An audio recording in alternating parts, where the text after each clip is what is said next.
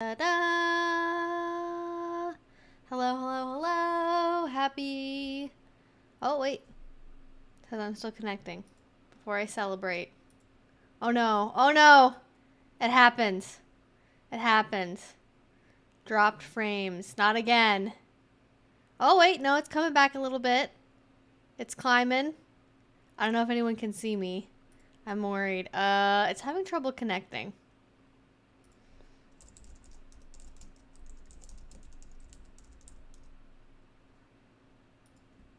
All right, it says we're struggling along at like a 4,000 bitrate at the minute. I'm gonna actually check on my phone and see what the stream looks like. YouTube makes it a huge pain in the ass to restart a stream.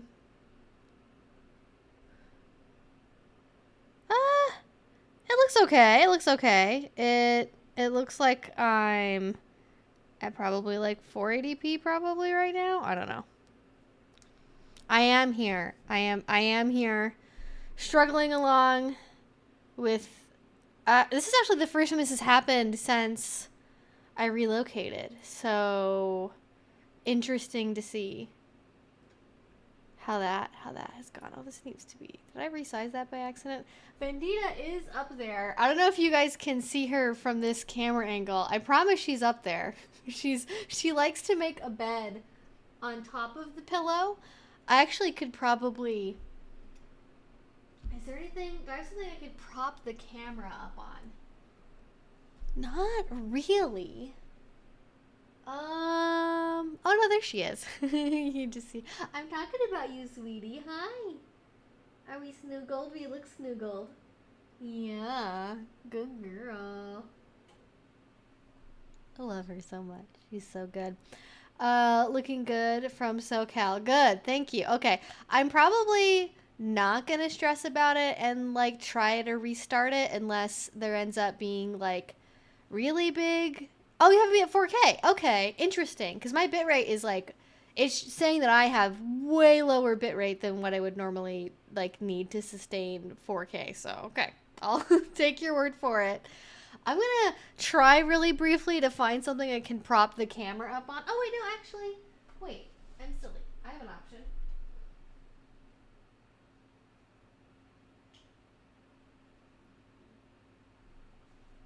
It comes with a tripod. It has a tripod on it. I don't know if that like makes. I can actually wait. Like,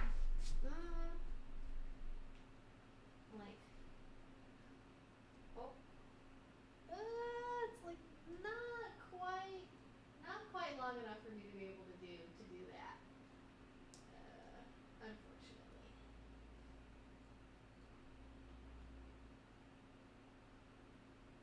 Oh wait. Oh.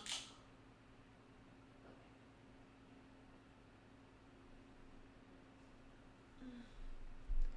Wildlife photographer mode over here. Okay, I think I kind of got what I can get for that. I don't know how much that helps, but she's up there snoogling. The cord is like literally probably like 5 centimeters too short to be able to put it on because I have like an L-shaped couch. It's not really. It's more like an M shape actually. It's got the long piece in the middle. Premium snuggle configuration for a couch, by the way. Just short enough I can't put it up on there, but you can kind of see her ears. So I'm very clear today. Good, thank you. Okay, great. Thank you for letting me know. I will not worry about the stream connection. I just worry about it because like YouTube gets angry at me and then it like doesn't notify people that I'm live. And like I didn't even see, like from what I saw when I was on my other account to see if I had gone live yet, it still says that it's waiting for the stream to start. So I don't know. Anyways, I'll just keep an eye on that. Well, I don't know if it's kind of like, I feel like right now this is more like waiting to see if like the panda goes by the window in the panda exhibit at the zoo.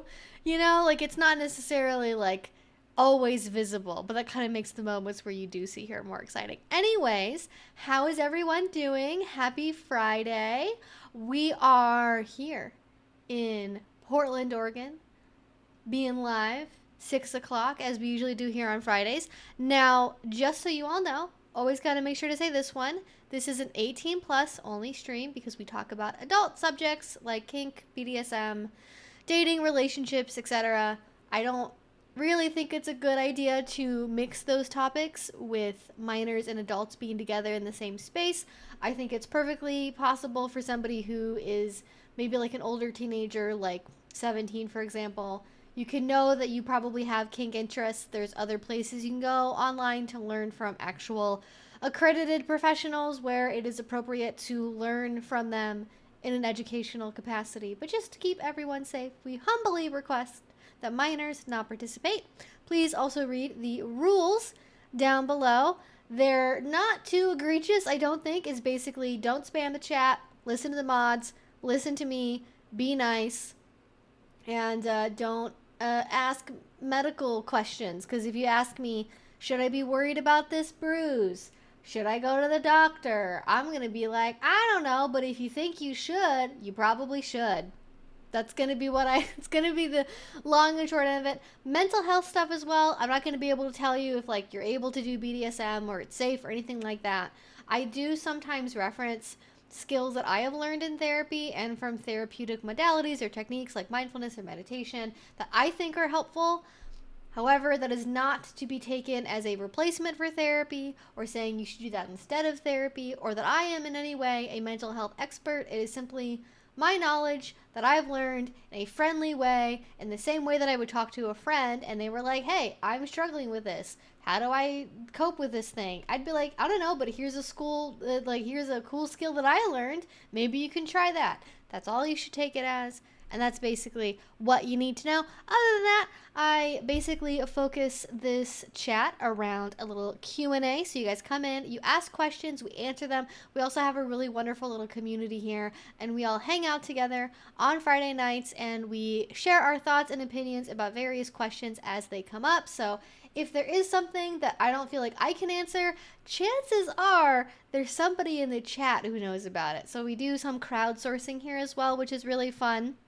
And yeah, I will say, just as maybe to get a gauge from you guys, there's two things that I've been focusing on, because the title of the live streams are suggestions. You guys can ask about whatever you want. It could be asexuality stuff, queer issues, but stay away from politics. But I know these days that like kink and politics are unfortunately, for some unholy reason, becoming closer and closer together.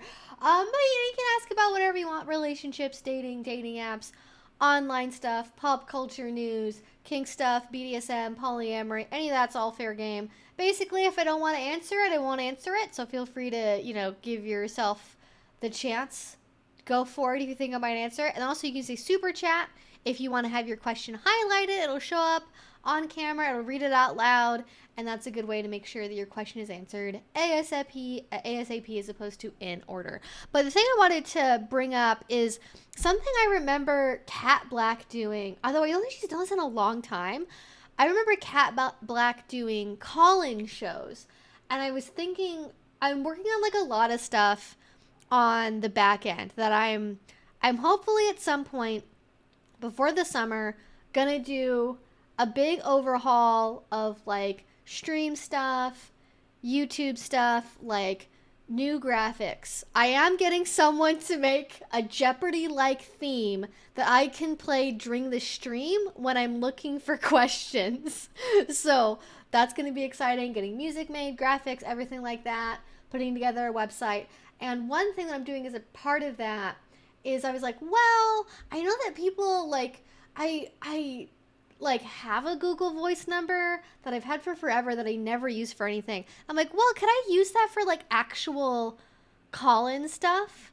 Could I use it for that purpose? I know a lot of people use like Discord for that, but I find Discord, like, at least from my knowledge, has a lot of like audio issues and things like that. I feel like just a number is sometimes easier. Like, what if, I guess I could also use a Zoom room too.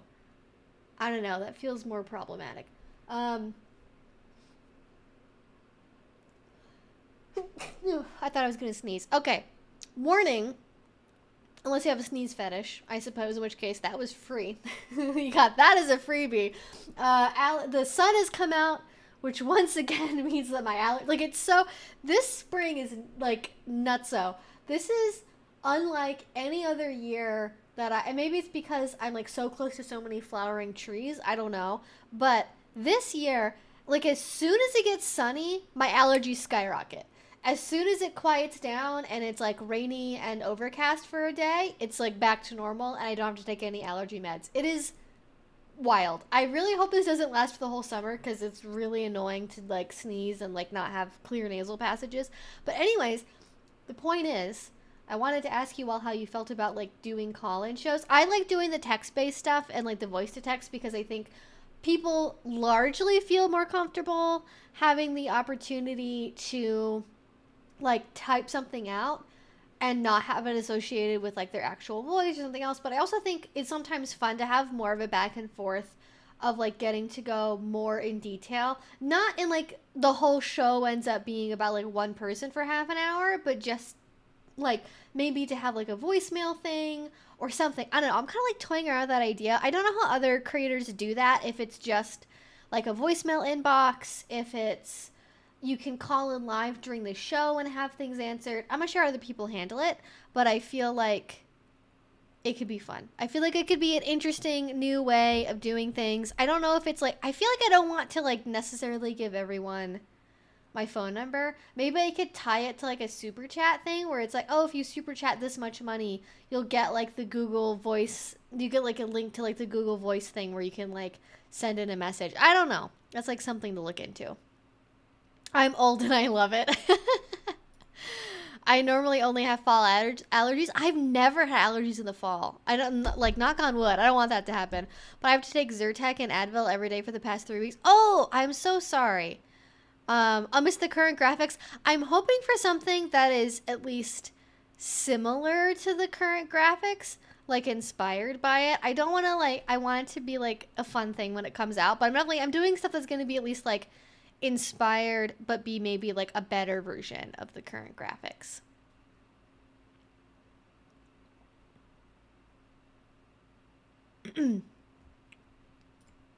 Finally figured out how to join chat. Yes, you have to be subscribed to be able to join the chat. I have stupid allergies. I'm also on 144p because higher than that or 240 is meaningless. Oh no.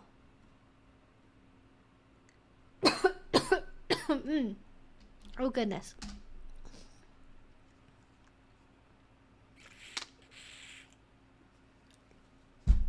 Well, some people are saying they got notifications, but I didn't get one when I normally do, so I don't know what that means. Live call-ins do sound vulnerable to trolling.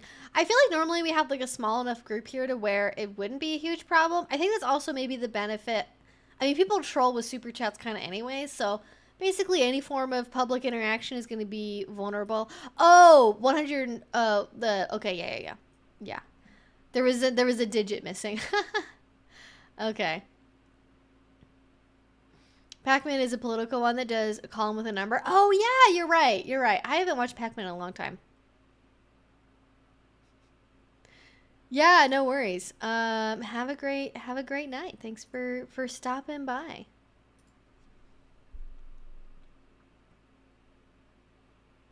Thank you. I hope that you enjoyed the summit. I had a great time. I feel like we had a really nice little group with us there. It was a good time. Yeah, I think if you're on a phone, it's probably hard to see the chat. I think you can, on mobile, you should be able to open up the actual live chat separate from what I show on the actual screen itself. Yeah, I think trolling is definitely something that's, you gotta factor in. All it takes is like one person to ruin it, and especially because like I'm not a big enough streamer to like have a person who literally is just like screening calls like an actual producer in a radio broadcast format. I think maybe having a voicemail thing could be cool. I think that could be a cool idea, but I don't know. I'd play around with it. I'd see how that would work. New to Kink, but haven't experienced sub or slave fees. I mean, this way. Oh, well, congratulations. Thank you, DJ, for joining us. Okay, so as I was talking about, idea for the chat today, I logged on to twitter.com with the intention of just like answering DMs real quick. And then I instantly saw a post that had gone really viral about clicker training for people. And I thought that was really interesting. And then the more that I thought about it, I'm like, wait, this isn't like how clicker training with dogs work. Like, that's not how. And I think it gets confusing because there's like different, for people that are autistic and have experienced ABA, especially people that have had negative experiences with it. I know there are at least, like, there's something called tag teach that I think is used as part of ABA, or is like kind of in that general wheelhouse of treatments, if you can call it that people will use. And essentially it's using a clicker training device as a reward for shaping behavior. And it is controversial. And the person who had this viral tweet that was talking about how to do clicker training for people, like, it was definitely like muddied water between traditional like dog clicker training and like more ABA adjacent stuff, and like the kind of conditioning you would see that's more associated with, like, for example, like orgasming on command and like that vein of doing it in kink. So I'm like, well, I actually have like complicated thoughts about this. So actually I ended up spending like 3 hours researching like tag teaching and ABA and like dog clicker training, because they are like distinctly different from each other.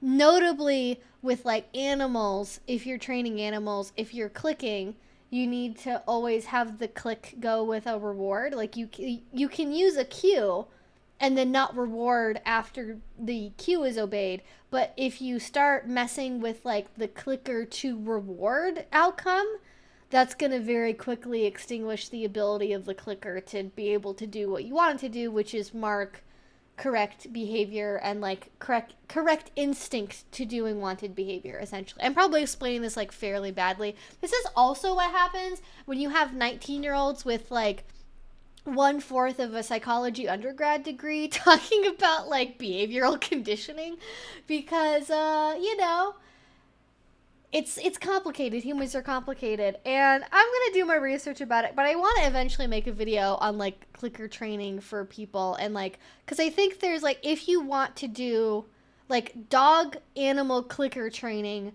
with a human pet, that's going to be different than how you do it if you're doing it in a more like applied for humans way. Because if you're trying to make like a one-to-one, this is what you do with a dog, but you're doing it to a human, you're going to treat that very differently than the way you would if it was just a human, where like the clicker is an indication of like you're doing the right thing, and you don't necessarily have to immediately pair the clicker stimulus with a reward, because human brains are better at like problem solving, making longer term connections and assumptions, things that like you can't rely on with animals, because like animals are like treating a clicker like a strong primary, what would be like a primary reward, as opposed to a secondary, like a would it be like a secondary, it starts with an R, I'm forgetting the word at the minute, not a reward, I think reinforcer. If you're treating it like a primary reinforcer when really it's a secondary reinforcer, it can mess with training stuff longer term. But it's interesting. I think behavior modification is like a really interesting area of kink, because it can be something that people are really into, but I find it's one of those kinks that the people who are really into it kind of brush off the long-term ramifications of it without fully considering it, and then end up in a spot.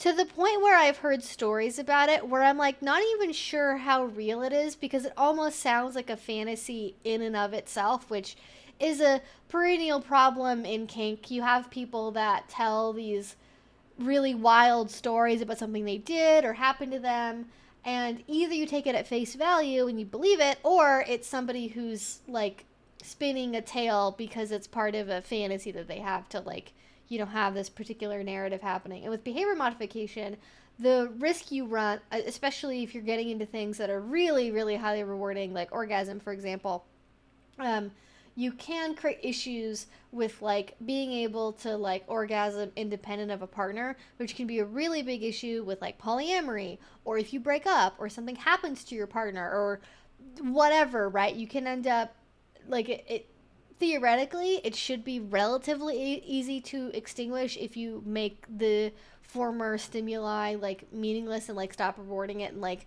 there's ways basically to erase the conditioning, but like that takes time to do. And apparently some people without their partners, according to them, they've spent years, months, or you know, somewhere on that spectrum of like not being able to like have an orgasm at all because their cue for it became, okay, well, I have to wait for my partner in their voice with me in person to like count down and then like say my word that I need to hear to be able to have this happen. And it seems messy. It seems messy. So a lot of people hear that and they go, "Oh my god, behavior modification is super unethical. You should never ever do it because look at like how much it can control people." And there was actually an interesting NPR article I was reading about this because there's a person who talks about like dog clicker training, and they did an interview with them. They talked about like how to apply it to humans. And one of the key differences I believe that they referenced with like humans versus with like, you know, other animals is like how humans can be rewarded and like how much more difficult it can be to train humans because of the nature of our brains. As interesting as clicker training sounds, I'm thinking you could be heading down the road of brainwashing without realizing that's what happened. Well, I know that's part of it too, right? Is like, is it brainwashing? I mean, if, and that was sort of part of my problem with the post, again written by a literal 19-year-old. Oh my god, why are we like taking definitive advice on deep behavior modification from a 19-year-old on Twitter? But you know, it is what it is. The way that you were generally supposed to do it is like, for example, with the more like conventional human oriented methods of doing something that's like clicker training, is you are supposed to be breaking down a complex skill into its component parts to let the person understand that they're on the right track in the process of learning a new skill. It's supposed to, the idea of it, it's supposed to help people like creatively problem solve and teach without like direct interference from the instructor, like getting in the way with like, you know, praising or withholding praise, or, you know, giving other like, you know, stimuli involved. Like the clicker is a more like neutral thing than a professor's voice or words or, you know, pat on the back or what have you. So it's supposed to be very specific. Like if you're trying to teach someone like how to do like basic ballet positions and you're clicker training them to indicate, you know, when they've achieved the correct position, that hopefully should then like, that should not translate into like other everyday movements being brainwashed, or like your behavior at the grocery store, at work, or whatever. Like it's very, very narrow. But the way that the post talked about it is it was kind of like whenever they do something you want, like click at them. And like that's very like, it's so broad. I'm like, well, how does the person, like, I get what they're going for, but like you have to build up, I don't know if this is necessarily true with people with dogs. You have to like teach them that the clicker is associated with a reward and good things. With a human, obviously, especially if they have a praise kink, right? That could be verbal praise. It could be a literal treat, like a part of a cookie or something, or it could be something sexual in nature. It could be a bunch of different things. But yeah, there's definitely, I think there's maybe not that instance itself, but certainly it's on a continuum of fucking around with people's brains that gets into like, well, you could definitely misuse this, and you have to be very cautious about who you're teaching these techniques to and how they're doing it, because you can definitely end up with some unintended consequences, or just, you have to be careful. It's it's intoxicating is the word that comes to mind for people. Like when you realize, like, and I think there's good for it too, because especially if you're having a submissive who maybe they get like frustrated really easily, or they're a perfectionist and they have trouble like allowing you as the dominant to be able to like guide them, having the clicker be the guide creates, theoretically at least, like a more neutral reinforcement thing that's not about like giving praise or giving negative feedback or disappointment or something like that. It's indicating, okay, great, you did it correctly. Like that's the thing you need to keep doing, and then just repeating it over and over and over again. And that can encourage someone in a positive way to want to learn, to want to do things correctly, and associate those positive feelings with time spent with their partner. And I think that can be good if you're trying to get away from, especially if you have like a lot of, assuming you did not go through ABA and maybe have negative things associated with this, but if you were maybe somebody that was in a more traditional learning model or within your family unit, you dealt with a lot of, being verbally berated, being like physically corrected a lot. Maybe if you did piano lessons, the way that you were taught originally is your hands were smacked if you weren't in the correct position, or your back got slapped with a ruler if your back wasn't straight enough. Like, you obviously don't want to go back to those things because you're dealing with a whole can of worms with, just trauma, basically, if that was something that traumatized you, which is not going to for all people, because negative things do not always end up becoming trauma points. But I think it can be a positive tool. You just have to be very careful with how you do it and who you're doing it with and what their history is. And having probably, I would imagine, some other people in your life that know about your relationship, that know about power exchange, that you can use as a sounding board for like, this is the direction we're going. Am I going into fucked up Hannibal Lecter territory, or are we good? And if I am going into fucked up Hannibal Lecter territory, is that something I'm comfortable with? I don't know. This is quite the first stream to walk into. You are very brave. Thanks for being here. Oh, we're talking about operant conditioning right now. Oh, goodness gracious. Yeah. There's also something interesting that I didn't know, but I think people, and I've even talked about this too, of behavior, no, not behavior, sorry. I've said the word behavior so many times, it's just like there. But brain development. Like, because I remember this being something that was commonly said about, like, why people should delay getting into kink is, well, your brain isn't fully developed until 25. As it turns out, with many studies that people get nice little anecdotes like that from, turns out it's a lot more complicated than that. And the research that phrase comes from stopped doing the research when the subjects were 25.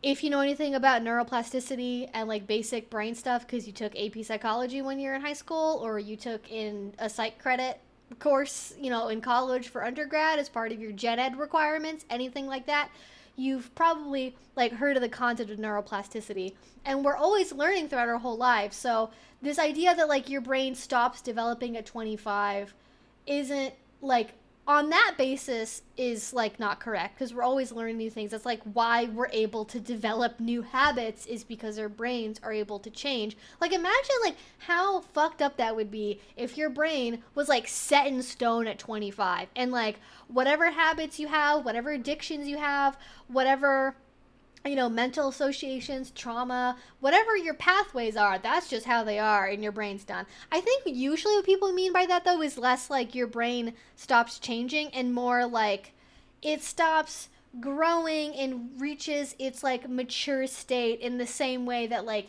people stop like increasing at height by a certain age, or like their weight maintains in like kind of a relatively stable way. That as well apparently is like, you can't really apply that to the brain the same way you can with like height, for example, or like breast size, or like something else that's like stable once you reach a relative level of maturity. So that's like interesting too to think about, that there's less of these like definitive stopping points. And I guess now we've seen it, bite us in the ass that we've had this like, oh, we have to be 25, because now I don't remember if this is in the UK. There was like somewhere that was like recently recommending, I think it was either, there's too many things going on, I think it was either for accessing trans healthcare or for accessing porn, probably both of those things in different places. You have to be at least 25 to access certain things, so that's like the proposal because of this brain gobbledygook, and it's very interesting to me. My piano teacher had a dowel. No smacking my hands, but she did hit the piano with the dowel. I mean, that for me would be enough. I'm a very, I know. Oh, Bandita has moved. I missed that. I'm sorry. I was busy. Okay. Give me a second. Hi, girly. Hi, my baby. How are we? Hi, my angel. Hello. Hello, angel. The people would like to see you. May I move you from your snuggled position? I know you're so snuggly. You're such a snuggled girl. Hi, baby. Alright, I'm going to put you on your bed. Good girl. Good girl. Yeah, there we go. Good girl. Alright, we'll see if she stays there. We'll see. She's like free range in this house. She's deciding what to do right now. I can tell her little doggy brain. She's like, what am I doing? Am I gonna stay? I'm gonna move. I don't know. Good girl. There we go. Good girl. All right, there we go. Now doggo. Now commence doggo staring at me. I'm 25 now, and I feel like I am, but I still want the possibility to change. I remember 25. That was a very trying time for me. I'm a much more mature and introspective person now. Yeah, we're always growing and changing. That's bullshit, you're right. Yeah, I don't know. Like, I think I just, it's difficult. You gotta not necessarily base everything that you do off of like random studies that you hear referenced offhand. It's like amazing how much stuff you either learn as like pop psychology or as like a bit of common knowledge that ends up being like entirely false, like brain development or like multitasking or whatever that people have very strong opinions about. But yeah, I don't know. It's very is it brainwashing? I mean, it's also like I've heard somebody say this as well when I was doing research, is like hypnosis too, and like I know different people feel differently about hypnosis, and I'm not saying you need to believe that hypnosis is real. I am somebody who like I think hypnosis is probably like at least like something that happens for people, like more so than I believe in like energy healing or whatever. Like I'm not like a person who believes in things like crystal healing or like energy healing. I don't like go in for any of that stuff. I'm not really like a spiritual person. That's not really how I am. But to me, I do think that there is probably something to hypnosis on some level. And there are people who will say, well, especially if you're getting a really, really quick response to this conditioning you're trying to apply, what you might be doing, especially with like counting down, if you're doing like a countdown technique, is you might actually be like triggering a mild hypnotic state and using hypnotic suggestion instead of actually doing conditioning, which if you're triggering someone to get into a hypnotic state, that's like, I think that's more open-ended, that's more broad. Then that's like kind of similar in some ways to getting somebody into subspace where the person becomes more pliable overall, whereas obviously if you're doing conditioning, that's more narrow to like the things you're trying to reward and structure around. So you gotta be careful with that. That's a very powerful tool, but it is something that people do use for better and worse. And like, is there, especially if you are doing BDSM that involves some level of training in power exchange and wanting to teach the submissive how to do what the dominant wants them to do, there's going to be a level of like teaching the person to do something differently than maybe how they would do it themselves without the partner there, and how much of that is ethical.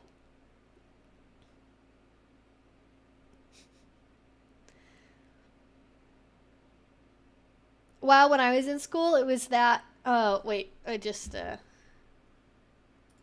Oh yeah, like actual like physical corporal punishment in school as well.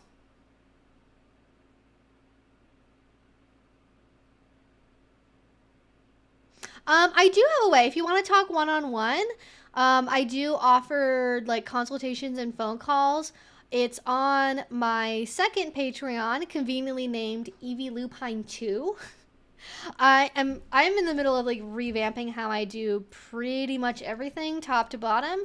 So I'm not going to promise it's going to be organized through Patreon forever. I'm looking at moving this onto a different like booking platform, because I know not everyone likes Patreon, and Patreon's like cracking down a lot of stuff anyways, especially when it's like adult related. But if you want to book a time through there, it's patreon.com/evielupine2 if you want to have a little one-on-one chat. Avoiding brainwashing in the year 2024 is an impossibility if you use social media or watch any flat screens. What if I watch a dome screen? What if I watch a tube TV from 1995? Am I okay then? Is that okay? What if I watch Sad Sick World? What if I watch Daria? Is that okay? You are being brainwashed. I mean, I guess it depends on like how we're defining what brainwash means. Hypnosis is kind of used quite a bit in mass marketing. Yeah, I've heard people have that opinion. I'm not sure like how true that is. Hypnosis is real, but not in the sense that you can be completely controlled. You're just in an altered state of consciousness where you're more suggestible. Yeah, this is also something I've heard people have different opinions about. Like there is certain, oh, she's moving. She's on the move. Where are you going, doggo? Where are you going? Oh, she's just, okay, she's gonna, I don't know if I'm gonna be able to get like an angle for this. We'll see. Okay, we're good. It's like kind of like at a weird angle, but then flappa. Do a little of the flappa. There's now a reason it is now illegal for theaters to slip single frames of pics of hot dogs, popcorn, and such, because when they did in the 50s, sales went up exponentially. I feel like I haven't done any research about that. I'm like skeptical of like how true that is. I feel like there's like there's so few corporate guardrails anyways. I'm like, well, I don't know how much the individual thing really matters. Hypnosis is impossible to hypnotize people to do something they wouldn't do if conscious. For example, you couldn't hypnotize a vegan to eat meat. I'm not like, I think this is something I've heard people who are into hypnotism say. As I was starting to say before Bandita moved, there's certain, I'm trying not to accidentally cause a trigger. There are certain types of hypnosis that certain people have reported have a very extreme effect on them. How much of that is people like perpetuating their own like kink fantasy versus it being real is up for debate. I've heard certain people say that it's absolutely real and it affected them, and I've heard people say no, it's not real. If that happened, it was because you secretly wanted it, and you know, hypnosis can't make you do anything you don't want to do, you know, consciously. And I think that there's the truth is annoyingly going to be somewhere in the middle between that. I think especially with somebody that you have a very developed hypnotic relationship with, it's probably more possible because of the trust in the relationship for them to push certain things than like if you were doing a one-off session with somebody like in public as part of a demonstration at like a convention or something.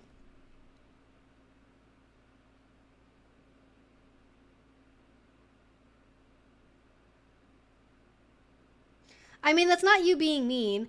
There's not another platform to move to. Like, I'm not going to argue about this. Like, I am moving the calls off of Patreon because it's a pain in the ass to organize them through Patreon, because Patreon as a website isn't like really set up for just only having that as a reward. And it's really annoying to trying to maintain two Patreon accounts because Patreon doesn't make it easy to like send emails to the same inbox or like monitor two inboxes at the same time or do anything like that.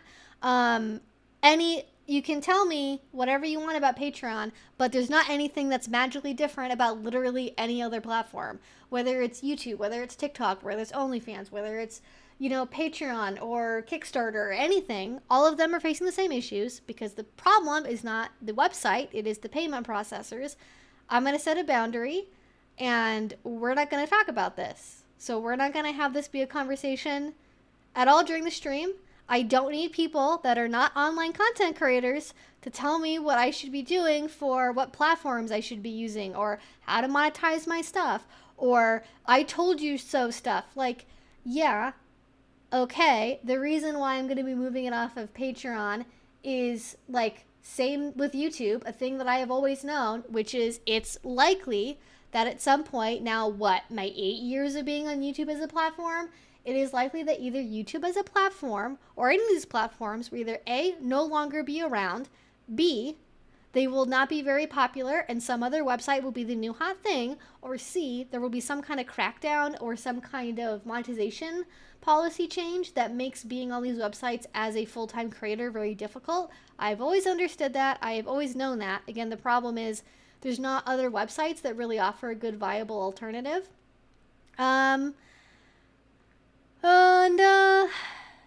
Yeah, definitely we're setting a boundary here. I just everyone tries to help, but like I don't need anyone's help who's not a creator and just tells me shit like make your own platform. I told you so. This was always going to happen. Like I know every creator I talk to that I'm friends with thinks the same thing. We tend to just maintain our platforms as best we can while they're still viable and then make contingency plans for like, okay, well now it seems like it's time to move. And then that's what we do. So,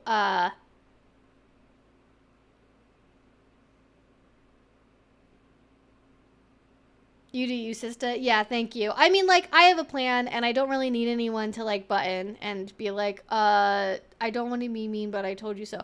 I do think that Patreon as a platform, because I make educational content and not porn, and I don't, I don't do a lot of the stuff that, like, has historically been cracked down on, I think I will probably be fine for the longest out of anyone who makes any kind of like not safe for work content on Patreon. I think I'm relatively secure on that front. But when it comes to like personalized rewards like calls, that's always been kind of dubious. And that's a reason why I carved it off for my main Patreon, is to preserve my main Patreon and do the thing that was a little bit more wibbly wobbly, kind of like not really in line with Patreon TOS, like for not safe for work creators on a separate Patreon. It's the reason why I have it set up that way to begin with. Yeah.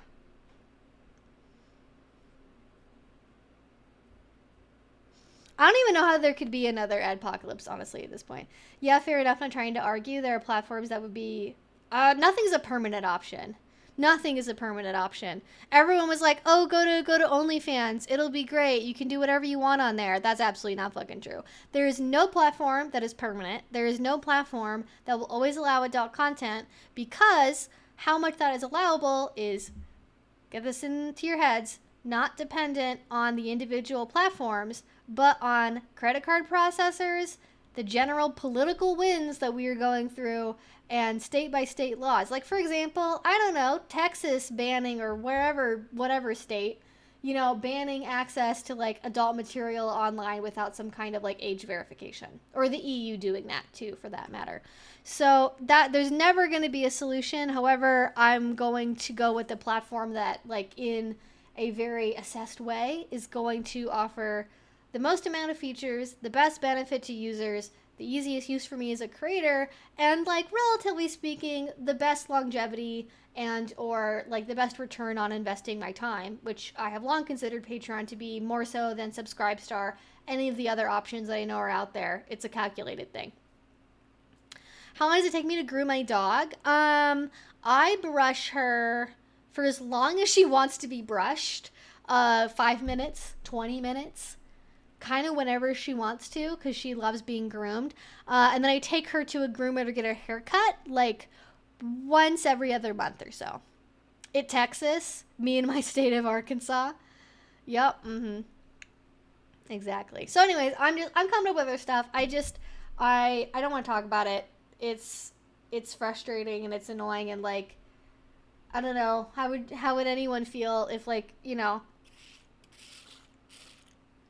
you were, like, working in an office as, like, I don't know, a human resource assistant, and then some Joe Blow off the street came into your office, peered over your desk, and then said, AI is going to replace your job, right? Like, that's, like, it's like, that's not helpful, but okay. Like, I'm not upset. I'm just, like, I'm being very clear, because I think people get confused about, which I know people aren't going to believe me when I say I'm not upset, but, like, I am tired of people trying to help without me asking for help, and I appreciate the concern. I invite you to redirect that energy to something that is more productive. Don't worry about me. I've got it figured out. I've got a plan. I got my own little community of creators that are all more or less in the same ecosystem as me. And we're always talking to each other about what we're doing, what our strategy is. We're good. She's a Pomeranian. Yes. Yeah, so we got it covered. Don't worry about it. I understand the urge to help, but I don't need input. That's all. That's all I'm gonna say. And it's basically on like just an interpersonal effectiveness level, just as like a skill thing. It's basically never the right move to go up to somebody and be like, "Well, I don't want to say I told you so," but like that's never gonna make someone like happy to have an interaction with you. Which I'm sure people know, but they make that choice on the internet because it's like less likely to have meaningful ramifications in somebody's life. So now that we've learned about interpersonal effectiveness and the use of "I told you so" as an effective way of interacting with somebody, is that a permanent rule for mods to start enforcing? I will think about how I want to phrase that, and then like next stream I'll like talk about, like I'll put it in the rules. Because I think it's okay for people to ask questions about like, oh, what are your plans? Like, what are you doing? Have you heard about this like new update? I think that's fine. But I want to be narrow in the kind of thing that I want to say, like, let's not talk about this.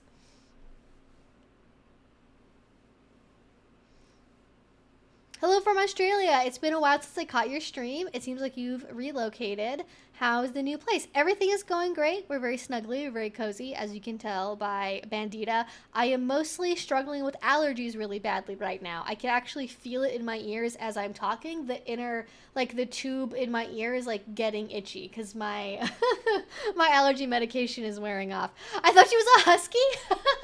She'd be a very small husky if she was a husky. Pomskis do sometimes look like her, but she is a full-bred.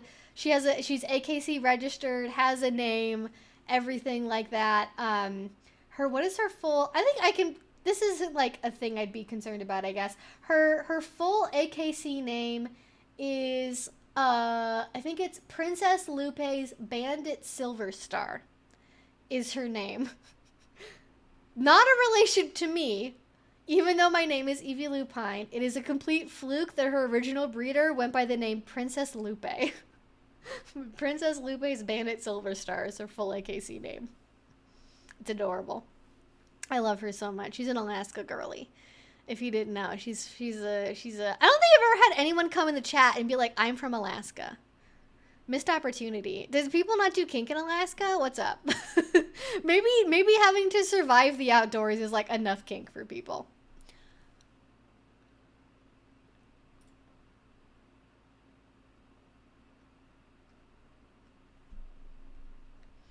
How do we change our screen name? Oh, Candace, I haven't seen you in forever. How are you doing?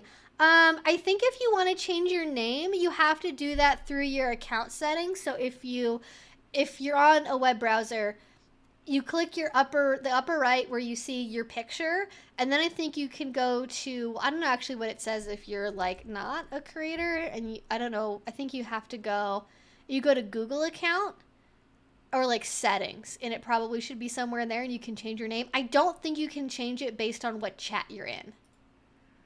But if somebody else knows how to do that, let me know. If there's like a quicker way to do it just in like somebody's like YouTube chat.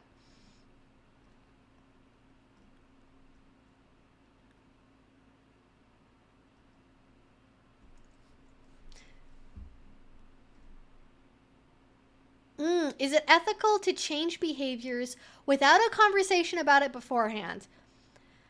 I'm going to say basically never.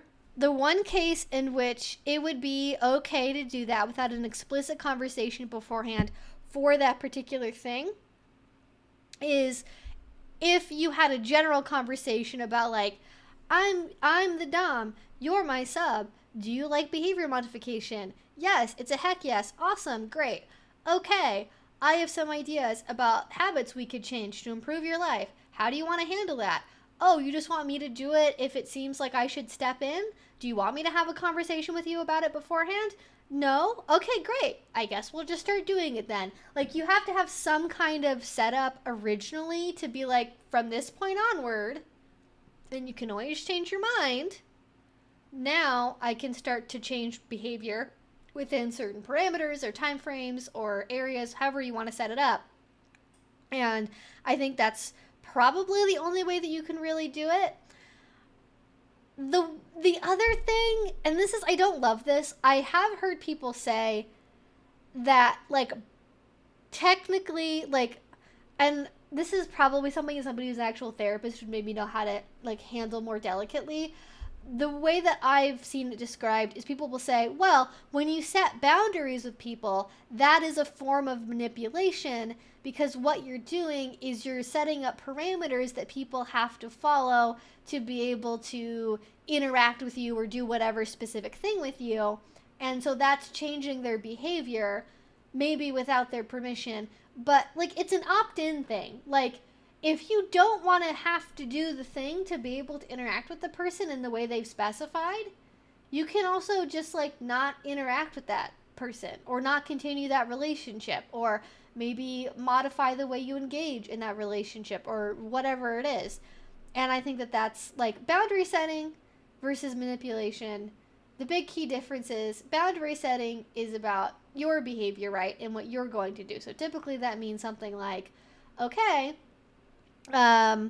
if I'm in a scenario where somebody's doing something that I don't like let's say it's a kink thing, and I'm dealing with somebody who doesn't understand how to not brat at me in, like, non-scene time, and they do it without it being explicitly negotiated for. They just, like, come up and they, you know, roll their eyes at me, and they, like, spill a drink on my feet and laugh and then run around trying to get a punishment, okay? The way that I would interact with that in, like, a boundary setting way is I would probably say, like, hey, you know, if this thing keeps happening, I'm going to do this. So, you know, you can keep throwing the juice on my shoes if you want to, but I'm no longer going to engage with this. I'm going to remove myself. I'm going to go somewhere else in the party. I'm going to leave. I'm not going to talk to you, whatever. And now they know, okay, well, if this happens, there's a consequence. And, like, it's not about telling them, hey, you can't do this, or you're not allowed to do this. I feel like I'm not explaining this particularly well. I'm doing off top of my head of, like, how to explain this, and I'm worried I'm giving a bad example. I feel like I could probably just Google this, and that would probably be better. That would be more responsible. Let's do that. Let's get an example going.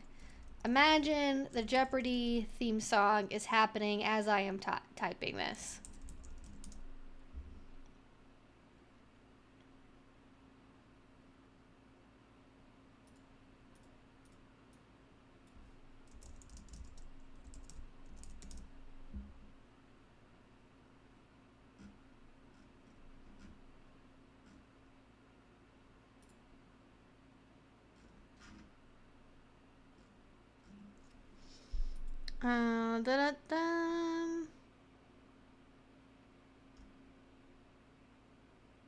I have a book that I would normally reference for this, but I don't have it on me currently. It's in a box still.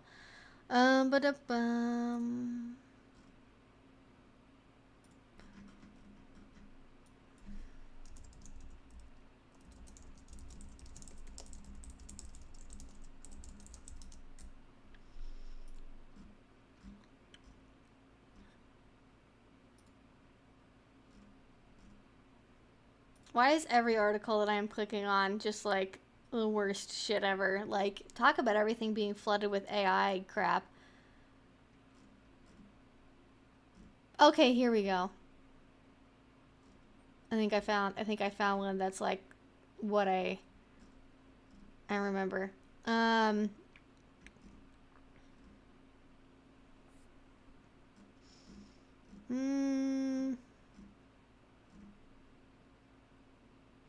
Yeah, so it's basically the key thing with, like, setting a boundary is, like, not being reactive, so being calm, avoiding use statements, and then, like, being present when you're doing it is, like, the key thing. I'm trying to, like,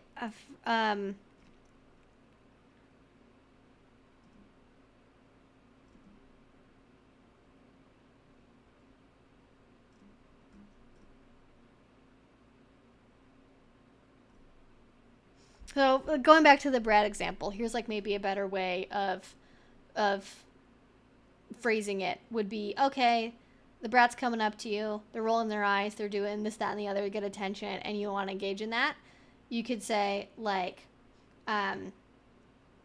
you know, when my personal space is being violated, that makes me feel really sad and upset. So if that continues, the next time it happens, I'm going to remove myself from the situation. Like, let the other person know what the boundary is and what the consequences are going to be, essentially. You know, if they do it again, that's their choice. And then, more than anything, the most important aspect of boundary setting is to actually follow through on the thing. So if you say, this thing is something that I don't like, if this thing continues to happen, I will do this. You have to then do this. You have to do this, even if it's annoying, even if it interrupts your own fun. You have to do it, because if they learn that they can still poke around and get past the boundary if they try hard enough, then that defeats the purpose of having set the boundary in the first place. So that would kind of be what I'm looking for. I realized that was like a lot of shit that was not necessary.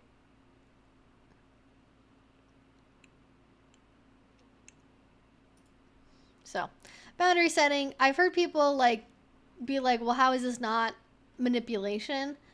And I mean, I guess it's like, well, is it manipulation to ask somebody to be nice to you? Like, is it manipulation to say, can you use these pronouns for me? Like, I mean, I guess there are people who think about it that way, but there's, to me, like, manipulation is doing something in, like, an intentionally, like, malicious or hidden way for, like, ill-gotten gain, as opposed to clearly stating, this is what's happening, this is how I feel, like, having that vulnerability and that disclosure, and then saying, hey, you know, this is what's going to happen.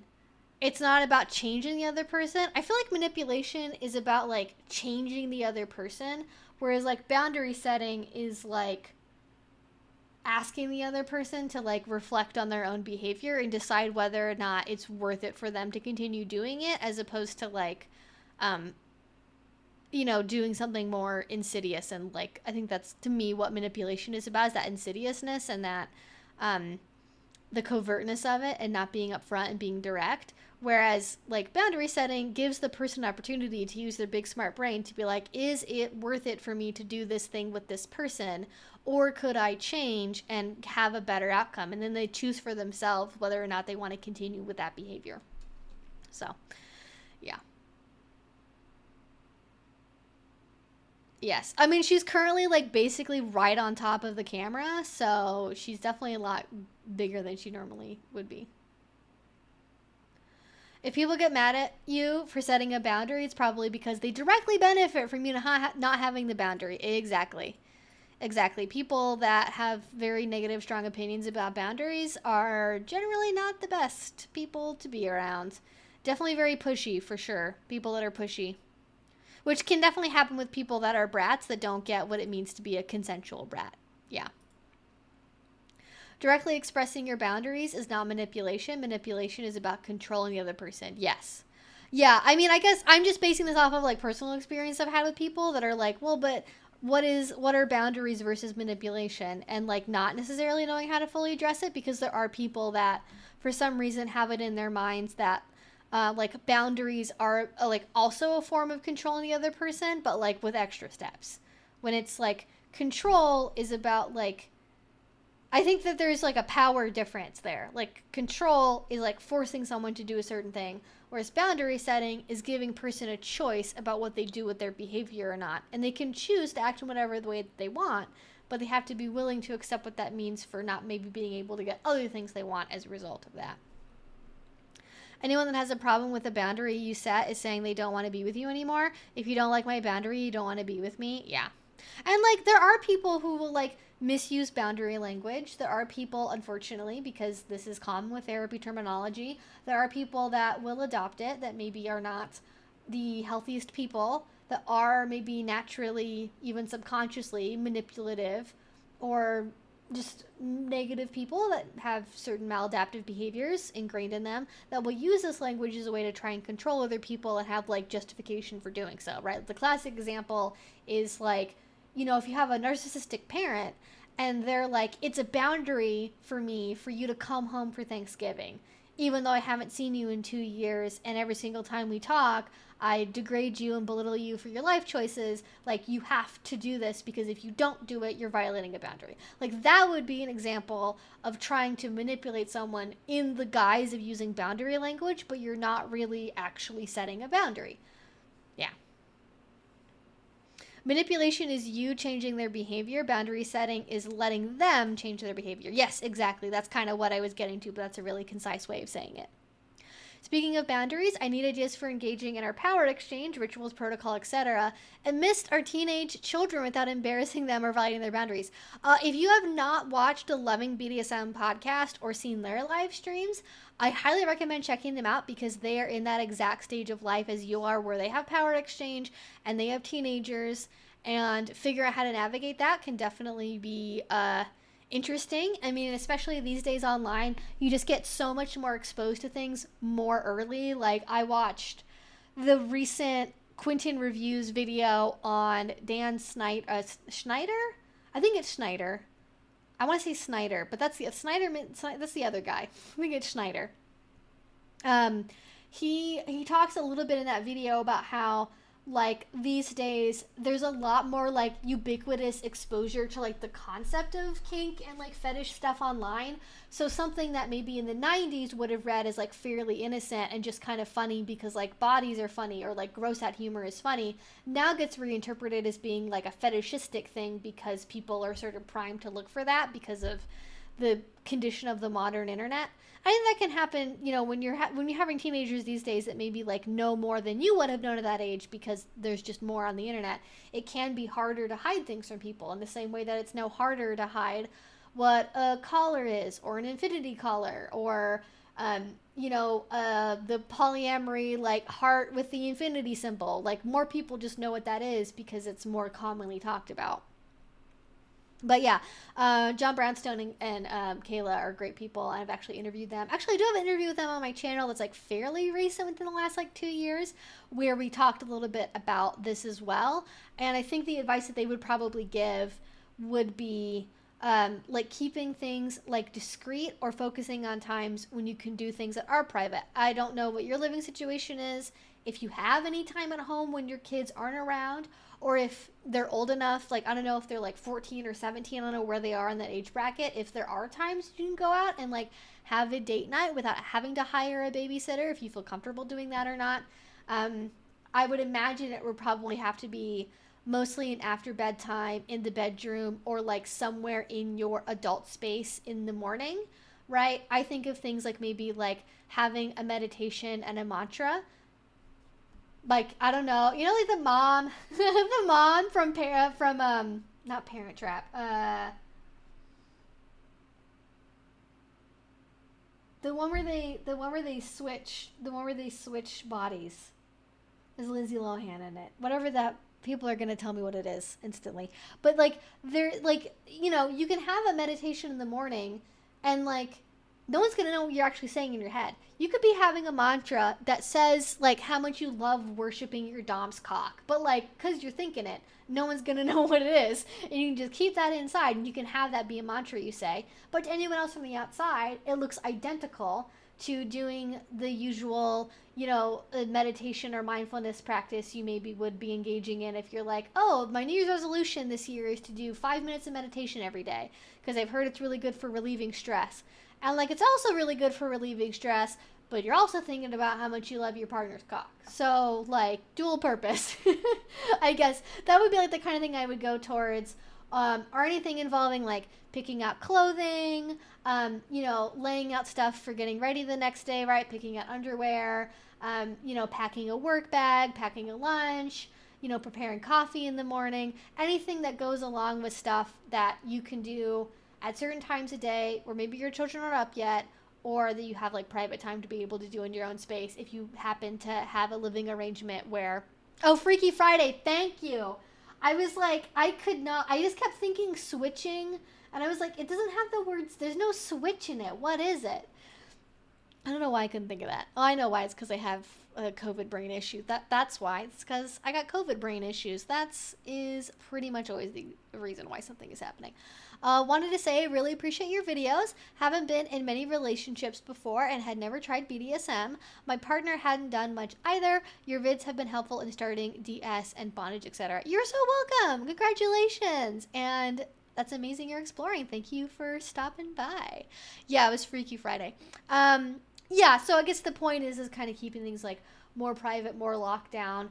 I think it's probably, especially if you're concerned about them like finding things or getting curious, just like not using kink gear, not having any kind of bondage equipment, not getting any kind of specialized furniture, and just keeping it really, really like down low, right? Like if you have your own ensuite bathroom, you can do things like mouth soaping with like the bar of soap that you keep in the drawer away from all of the other soap, and you maybe keep it stored in like the soap box, and that's like pretty much as discreet as it comes, so people don't see the teeth marks on it.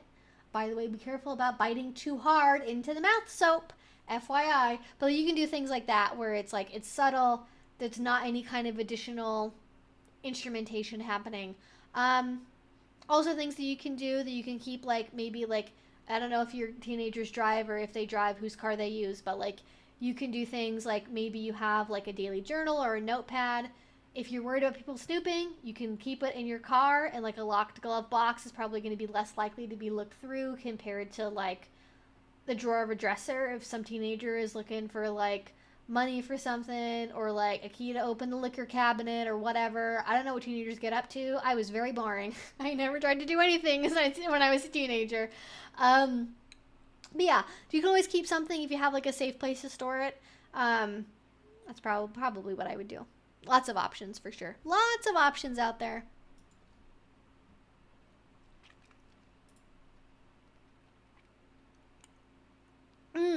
I guess when activities are restricted around them, it gets into our it gets to get into out of DS headspaces. I guess I interpret that as meaning like it creates scenarios where you're likely to kind of fall out of your DS headspace more commonly. I mean, I think on the one hand, it's a very temporary issue because, like, assuming your kids are able to like get out of the house when they turn 18 and go to college and do all that, this is a very temporary problem to have.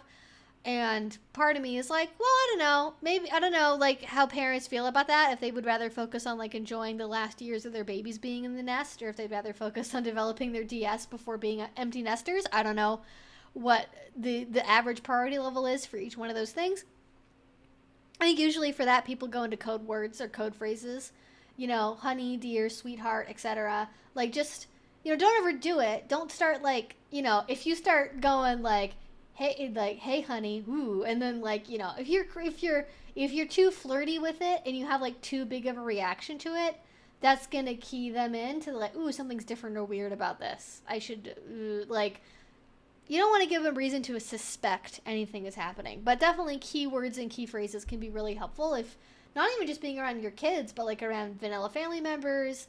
If you're in a scenario where you can't openly, like at a restaurant even, right? If you're in a scenario where you can't openly like use the typical words you would use in private, you can come up with keywords and phrases that correspond to maybe things that, in a more private context, you would use different words for. But it does get hard, though. It definitely is hard, and I don't want to minimize that. Finding that balance is difficult, and I'm not going to lie and be like, it's going to be exactly the same. It's going to be just as hot and amazing. Like, there's a reason why people pick certain words, because they're enjoyable. And I know I don't think Lexi's in the chat anymore, but like some people will certainly attest to the fact that using certain language for a partner can be hot for different reasons, even if it comes across as, more like what you would say in a traditional relationship, but not a kinky one, right? Like saying like, a hubby dearest or whatever. That would probably be kind of cringe around teenagers, for example, but like something like saying yes dear, that would have been pretty normal, when I was growing up in that era. I think it would probably be like fairly normal now. I think you get into more issues if you like have a very like super liberal household where like that kind of thing was like purposely not used growing up because, well, you don't want to teach your kids too many gender roles. Like, then I think they might be more likely to pick up on like, hey, this is like suddenly different than what we were used to before. But if you had some kind of like pet name usage or whatever, like, things happen. There are replays available for the summit. If you could not attend the summit, there is an option. I think it's like maybe like 10 or 15 bucks to have access to the replays, and also replays from last year as well. Look, most teens don't even want to think about their parents doing anything, so they really try to tune any intimacy things out. That's also true. That's also very true, yeah. I can attest on Lexi's behalf, thank you. Yeah, if you want to see the replays of the summit, let me find a link for that.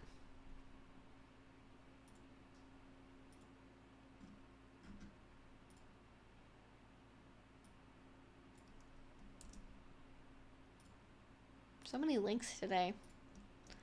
All right, here we go. If you want to check those out, they are still available. So if you missed it, not to worry. Yes, I just linked to it. If you go there, it should give you an option. And let me just, before I promise anything, I will double check this myself to make sure. It's loading.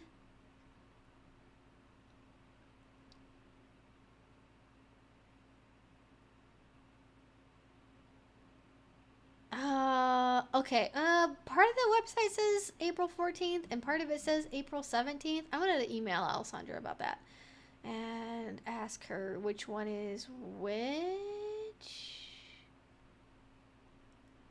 But I was to be able to get access to the replays, you might have had, if you reserved a free ticket, you probably got an email with an option for being able to watch the replays, even if you couldn't necessarily do it live.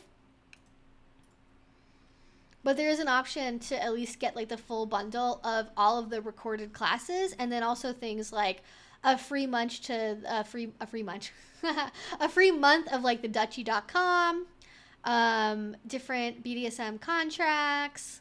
Well, that's gonna be, I'll have to use that as a reference. Actually, I'm gonna have to take advantage of that. Creating risk profiles, different ebooks, right? Like the Art of Dirty Talk. There's my class on anal training I did 2 years ago that's available on there.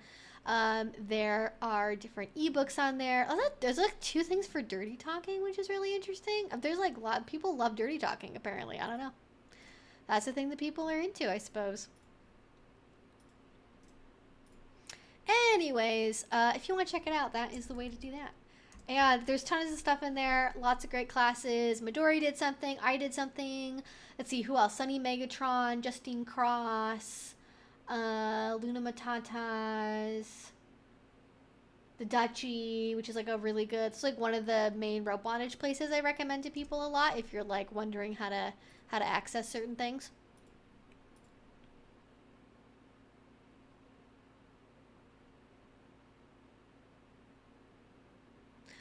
For the summit, the VIP package update gets everything forever. Yes. Yeah, the VIP gets you access to everything forever. I think the recordings might be temporary.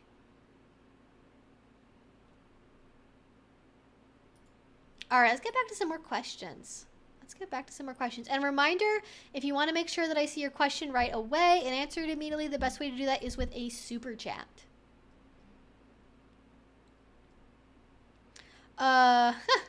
Have you ever watched Dee Snider versus Congress? I don't even know what that is. What is that? Oh, yes. I couldn't tell you what was said in it off the top of my head, but I have seen that before.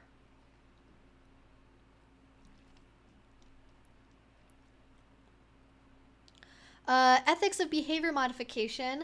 I enjoy Sub having her own values.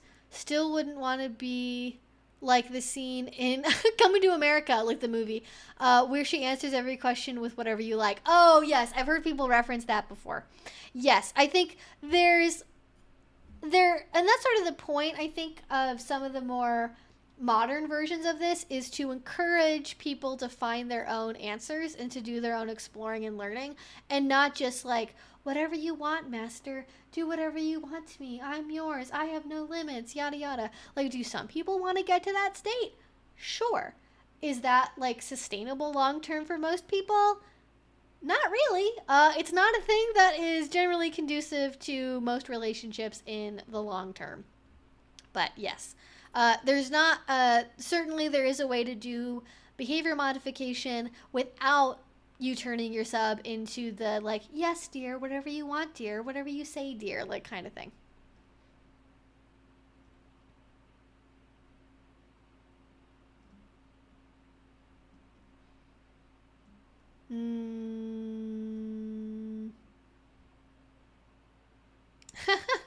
You like my water bucket? It is a water bucket, isn't it? It is a water bucket. This is the only way. If I have to repeatedly refill a glass, I will not drink enough water. I just gotta have a one and done. Sometimes I'll have additional extra on top of this, but it's pretty rare. But I'm like, you know, I get through 64 ounces, or how this is 54 ounces, I guess. I usually fill it kind of above that line, so it's probably more like 60 ounces. Not bad though, not bad. But also, if I was a roofer and I was exposed to the sun all day long, I'd probably drink more water. Are there brats who do total power exchange? Yes. There is certainly the picture that people have in their heads of what total powered exchange means is much more that, like, yes, master, whatever you want, you know, your will is my will. I will do whatever you want me to do. That's the picture people have in their heads, but that's not necessarily how it is for real all of the time. Oftentimes, people have many, actually I think this is something that tends to make total power exchange more sustainable, is having multiple different ways of doing it. Like, there's people who do TPE or total power exchange that are littles and kittens and brats and service subs, and they go between different modes, and that helps it stay fresh and just give you more variety to be able to work with depending on what your mood is. But I think, because like the idea, there's like, bratting is not the same thing as not wanting to have any rules and structure at all. Bratting, and this is my personal opinion, this is like the best summary I've found. I'm pretty sure this like applies to pretty much the most number of different types of brats in as general a way as possible. Most brats are motivated in part out of a desire to want to know where the boundaries of their relationship are at and know that those things can be reinforced, that their partner is capable of reinforcing where those lines are and making them known. But that doesn't mean they actually want to, for realsies, break the rules and be able to run amok without anyone being able to hold them accountable or change their behavior or discipline them. They want to be disciplined, but bratting offers a narrative and like a purpose for that happening. Like, oh, I'm being punished because I broke the rules and I deserve it. And that can mentally be a lot easier for people to handle than like, I'm being punched in the butt because I like it and it feels good. Like, that's a step for a lot of people. And also, like, bratting is fun, and the role play aspect of it is fun. And it tends to be, especially if you're kind of like a giggly, laughing, good-natured brat, and it's like done in a constructive, consensual way in a relationship, it can allow a lot of place for like creativity and laughter and silliness, and like all of those things can be really positive and reinforcing to a relationship and make people want to keep doing the kinky stuff they're doing. But that doesn't mean you can't do total power exchange, because even people that are doing total power exchange, within that, you can still butt up against the walls of the 24/7 total power exchange and be like, this is still here, right? This is still here, right? This is still here, right? Eventually you get put back in the box, but you like kind of pushing at the edges of the box still regardless.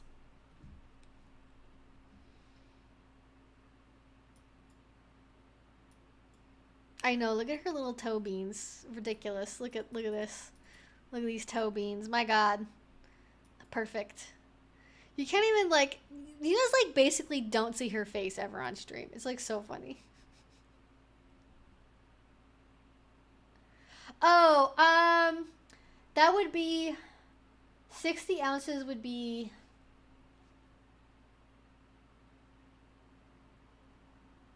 I'm gonna guess it's gonna be 1,800-ish milliliters. I'm gonna guess it's somewhere around there. Well, I'm not confident though. Let me see, did I get close? Oh no, I'm spot on. 1,800 milliliters is 60, it's like 6.8 fluid ounces. I'm like actually pretty okay doing like off the cuff, like measurement conversions to metric, like very roughly. Have you ever done any videos or would you related to public stuff, i.e. Lush? Like the brands? Like the, what does Lush mean? What is, I don't know what that means. Yeah, this is smaller than a gallon. I mean, you can tell it's not the same size as like a gallon of milk. It's quite a bit smaller. Um, I have done videos talking about public play before though, like probably at least 2 or 3. Does Lush reference something? I'm like, I don't know if I'm missing something here. At what point does helping your partner create new healthy habits become behavior modification? Well, habit formation, I would argue, is a form of modifying behavior. Like the process of creating a new habit is modifying your behavior. Whether that healthy habit is like stopping eating chocolate after 10 p.m. or waking up at 5:30 to go to the gym or drinking a full gallon of water every day. All of those things are healthy habits, and that means changing your behavior. I would say creating new healthy habits like becomes behavior modification. I think maybe when it's done like in the sense that I think maybe you mean it in, at least when you're doing it in a more like intentional way, like for in a relationship, am I as the partner doing behavior modification to my partner, as opposed to is this thing a type of behavior modification? I think it's when you're doing it in a clear outlined way of like, okay, this is our goal, this is what we want to achieve. We want to achieve, going back to water again, we want to drink a gallon of water every day. And the way that we're going to make that happen is we're going to set up a habit tracker app. We're going to get you a new big water bottle. We're going to create a protocol in the morning that you can follow around like filling up the water bottle and sending me a picture. And then a different protocol for sending me a photo at nighttime by this hour of the water bottle being empty. And then we're going to track that. And then when you perform the behavior, we're going to give you a reward if you miss it. Whether or not you use like punishment is, I'm not a big fan of punishment.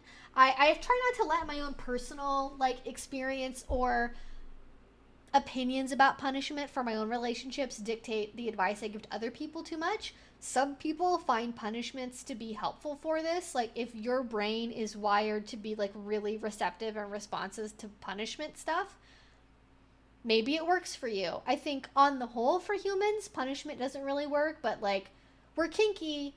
Our brains are oftentimes a little bit different from average, and I think it is possible that there are kinky folk that when they are punished, it does genuinely help them change their behavior.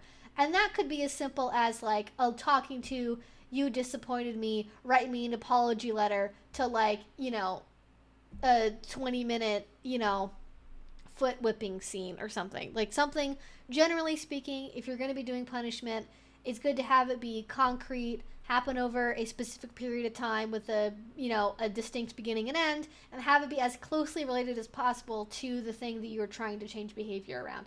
I think if you're doing stuff like that, especially when you're getting into rewards and punishment, that I think is maybe the aspect that turns it into you are modifying your partner's behavior when you become the source of the reward, the punishment, and like dictating the pace of like how things are going and like whether or not like success has been achieved or not.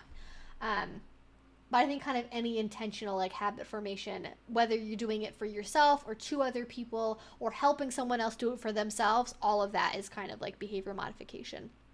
I don't think behavior modification needs to be like big or bad or scary. I think the way we talk about behavior modification, people tend to go to really big picture things like, you know, like really significant weight loss or like orgasm control or like masturbation habits. But it could, like behavior modification includes things like, I want you to eat breakfast every morning before you go to work because you get hangry and then you get into road rage things in the morning, you know, if you don't eat before you leave to go to work.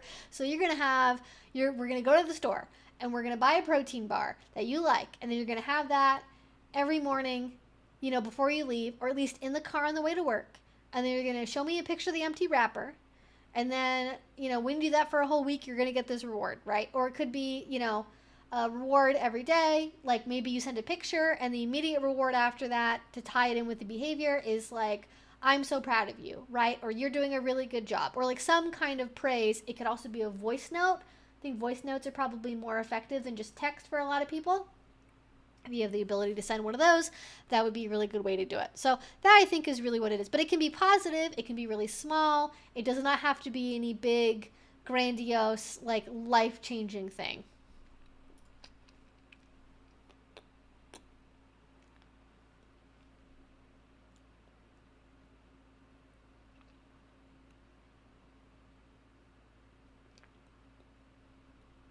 A gallon could be anything to me. A cup, a barrel. Well, explicitly, a gallon is not a cup because the cup is the small unit of measurement. I always thought the way that I remember is like 10-gallon hats, like Texas, right? Like Texas cowboy hats. You think of a 10-gallon hat, that means it's a big hat because gallons are big. I think the water bottle photo would be a good idea, good for motivation. Yeah. Plus, you also get to see, like, you know, the accomplishment of it, like being finished. And then you get that reward of getting the praise if you're motivated by praise. I mean, also, if you're into humiliation play and you're into more like degradation stuff, when I'm saying like praise and reinforcement, you don't, if that's not your vibe, you don't have to do like the ooh, goo goo gaga, like I'm so proud of you, baby, like winky, like kissy, like emoji stuff. Like if that's not your bag, don't do that. If you're motivated more by somebody telling you you've accomplished the bare minimum, you worthless sack of shit, congratulations, and like, you know, a neutral facial expression. If that is what gets you up in the morning, go for it. If what you like is you know, like essentially backhanded compliments, or like always striving to like achieve gratitude but never like quite really reaching it, or striving to achieve praise and not really reaching it, but having somebody be like, huh, you've done the bare minimum, congratulations, I suppose. Like if that's like more your energy, go with that. Do what is rewarding to you. If it looks different than what I'm describing, go with that. You know your own brain best. You know your own like relationship energy dynamic best. For some people, it's going to be very like point blank traditional praise, and for other people, it's going to be like, you know, very bare bones or like humiliation oriented stuff that's still like got that degradation or humiliation flavor to it still.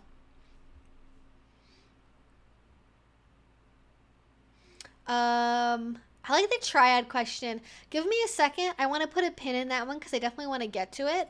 So how to get into an ethical triad. But I feel pretty confident the effect eventually wore off, but she was pretty disgruntled a while after. Yeah, it's serious business. I had a partner so trained to squirt on command after a breakup, she said she was unable to do it. Yeah, I mean, it can definitely, it will eventually, like, theoretically, it will eventually wear off, especially if you intentionally are trying to extinguish the behavior. But it's difficult, and not enough people build in that idea, that process. And this is something that people will do with like hypnosis, for example, that I don't think people do with like more conscious behavior modification that people probably should, because people don't like to think about relationships ending. People don't like to think about what if we break up or what if something happens. And so to kind of avoid thinking about that, they don't make plans. And then, you know, in reality, most relationships, monogamous, poly, kinky, vanilla, married, unmarried, almost all of them will eventually end at some point, because that is just the nature of being a human, whether that be for, you know, the relationship breaking up reasons or something else happening. Life comes at you fast. So even if you don't like thinking about, well, but the relationship might end, it's definitely worthwhile to still like come up with those contingency plans just in case something happens.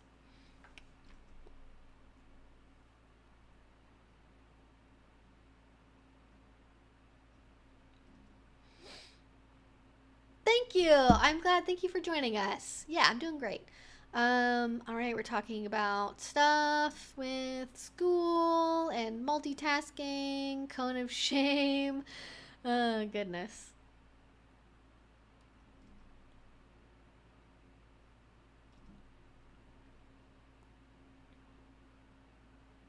I can't be hypnotized. My entertainment is watching snails.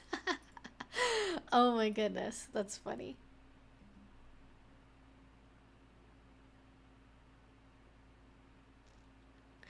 Oh, I thought I saw a question. That was not a question. That was just adding on to the conversation. Ba-da-ba-da-bum. Oh my god. In the UK, teachers are banned from discussing sexuality because it's deemed as teaching or promoting it, yet it's perfectly legal for them to teach the patriarchy and 50s domestic roles and values. Sad. Sad. Sad but true. Sad but true. Oh, Nick was asking if you've ever done any videos on remote controlled toys in public. Lush being a brand example. Basically, mean any videos on public play. Yes. I don't think I've ever talked about specifically sex toys in public, but I have talked about public play before, which includes the use of remote controlled or like remotely operated toys. Yeah. I think it's kind of like cringe to like make videos of like making my girlfriend have an orgasm on the elevator to go to the AMC movie theater. Like I feel like that's kind of cringe. And I think if you're actually discreet about it, it's fine. But I think if you're filming it and like your girlfriend's wearing a really short micro skirt and is like squirming around when you're at like the 5-star like dining restaurant and you know like you're like and you're being really like coy about it, I think that you probably shouldn't do that. Like it's just cringe. It's just cringe. And the waiter isn't being paid enough to put up with that. Don't make them party to your weirdness. Don't be that guy. But in general, I don't have a problem with it. I think it's fine. And you just got to be mindful of how you're doing it, you know? Just don't be intentionally disturbing to other people. I wonder if Tumblr Nipplegate set a precedent for other platforms. I mean, it probably did.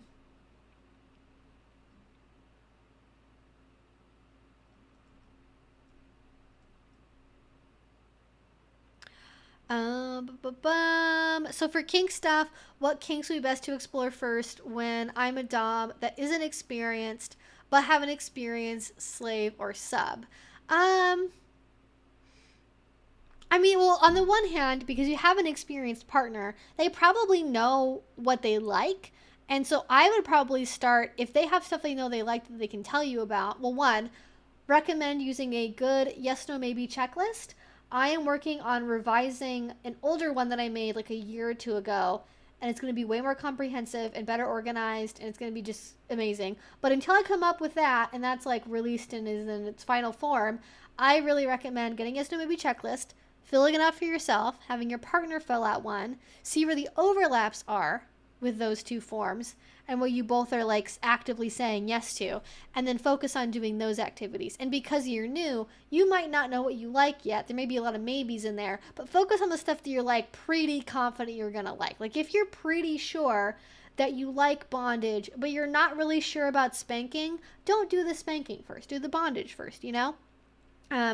And then maybe they can tell you about scenes that they've enjoyed. And I know that hearing all of this can be difficult for new doms because it's like, wow, I've got to live up to that expectation. And like, there's no way I'm ever going to be that domly. And like, it's easy to get in your head of being anxious about like fulfilling your partner's fantasy needs.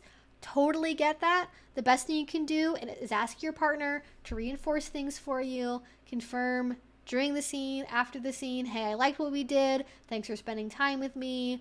I enjoy that you're trying to learn this with me. You know, again, we're talking about reinforcement a lot today, and that's going to be an area to do that in for sure. But focus on those areas where you have the overlap. Go for that. I think in general, kinks that are good to do that with would be like basic device bondage. So like cuffs, collar, leashes, maybe learning some basic rope if you're pretty sure it's going to be like a big kink for both of you and they have experience doing it. That's like not necessarily a bad one to start with, assuming that they know about things like, you know, nerve damage and stuff like that. There's tons of resources online for learning that as well. More basic impact play. I recommend starting off with stuff using your own hands first, because that has obviously very direct one-to-one like tactile feedback. Like you're not trying to interpret the reverberations you're getting like through a toy to intuit how intense something is. And I think something like, you know, for example, basic spanking, you know, scratching, pinching, learning pressure points, those are good things to learn because you're getting that really direct tactile feedback and response, and you don't have to go out and buy anything. So you don't have to worry about not liking something, which is always a benefit. I also really like sensory deprivation. If you want to experiment more on the power exchange side, I feel like it's very powerful to, put a sub or a partner in like a blindfold, put them on a leash, and like lead them around the house, right? Or lead them around the bedroom. Because even if you know the room really well, you're not always sure. Especially if it's like a good blindfold where you actually really can't see anything, and you're like, maybe they do the whole like, pin a tail on the donkey, spin you around a couple times situation. You can definitely very easily end up, being disoriented and having to learn to rely on your partner to give you commands over like, take one step right, take one step left, following orders and doing position training things as well. Kind of in with that, as kind of getting into a more complicated scene idea there. But those are sort of like the highlights of what I would get into if I was wanting to explore things. And, for me, I guess I would call myself I don't know, like how long do I have to be doing something to be experienced, I suppose. Because I feel like I'm honestly more like intermediate. I don't know if I'm ever going to be like willing to call myself like experienced, but like I'm definitely at least intermediate level. And for me, like I enjoy playing with people of diverse experience levels. I don't really expect that my partners are going to be, well, at least for like scenes, like relationships are different, but for scenes, I actually get kind of excited playing with new people that are really engaged and enthusiastic about something that they think they're going to really enjoy. Even if I don't really necessarily know a lot about it, if I don't have experience with it, I want to have my partner explore what their passions are, right? If I have somebody that is a new partner to me and they're newer to kink, but they're like really enthusiastic about, leather gloves and like bodily inspections or something, I don't know. Like I'm gonna be like, heck yeah, let's do it. And I'm like excited for it and they're excited for it. And that by itself makes the energy of the scene really good. And I'm not expecting any kind of like amazing performance. I'm not really, and I think honestly I'm like a pretty good sub for like new doms or new tops to work with, because like I don't have any expectations about like, I gotta get to subspace, I gotta be able to come, I gotta like feel sexually attracted to you. Like I don't need you to like change my world, give me 10 orgasms. I don't need to do any of that. Like that's all whatever, like been there, done that, who cares? I have partners that do that. That's not really special to me, whatever. Okay, fine. I don't really need that in my life. But what I do really like is having people that are, developing their own interests, trusting me, and working with me to do things. So it's about like leaning into the aspects of the experience that are going to be fun, that are not just like, well, but when I've done a scene before with this experienced dom who's been doing this for 10 years, he was able to do this, this, and this, and do this kind of thing with me. Like, don't compare. It's about having its own individual thing, its own individual container. Anyways, I guess I have a lot of opinions. About that. I didn't know that. Anyways, it's totally possible. Intermediate level in what? I mean, like, I don't know. You have to remember, I exist, like, in a kink world where, like, I see some, like, really extreme things, right? I'm like, well, but I don't, like, drink blood. I don't do hook pulls. I don't, like, sew anybody's butt cheeks together. Like, I don't do anything that's like, to me, that's what like advanced kink is. To me, advanced kink is like, I don't know, like stuff that you would see in like a horror movie. Like, that's what I think of. And so that's what my barometer is for like intermediate. I feel like also part of the reason I say I'm intermediate level is because the kinks that I tend to enjoy the most, like in a very genuine way, are not like the super hard kinks. Like, do I enjoy bloodplay? Sure, yeah. It's not really like top of my list. Like, if I'm doing a fun scene with somebody, like my favorite types of scenes are basically like really connective like sensory experiences are like my like general kink jam, whether that be through like impact play or like rope bondage or like rough body play, primal play. All of it for me is about like intense sensory connective experiences where I feel like close with my partner, or like even if we're not feeling like emotionally vulnerable and close with each other, I want to have fun and have it be like a mutually fun time. I don't really go into like fear play, humiliation, I do like degradation and like human furniture and like object stuff, especially in like relationships. But like, if you were like, what kinks do I enjoy doing and like, how do I do them? Like, it's not like the really super like high level, high skill kinks. Like, probably the highest skill level of kink I enjoy doing on a regular basis would probably be like rope bondage and then like sensory deprivation involving like fairly complicated pieces of equipment that are like pretty specialized. That's kind of like where my happy place is at. And also, I mean, like, I don't know, I do like being walked around in a dungeon wearing like, you know, a straight jacket and like, you know, a hobble skirt and whatever, and like a gag and like a one way blindfold. Like, I like a diverse set of things, but that's kind of the I guess that even in of itself is like an intense sensory experience.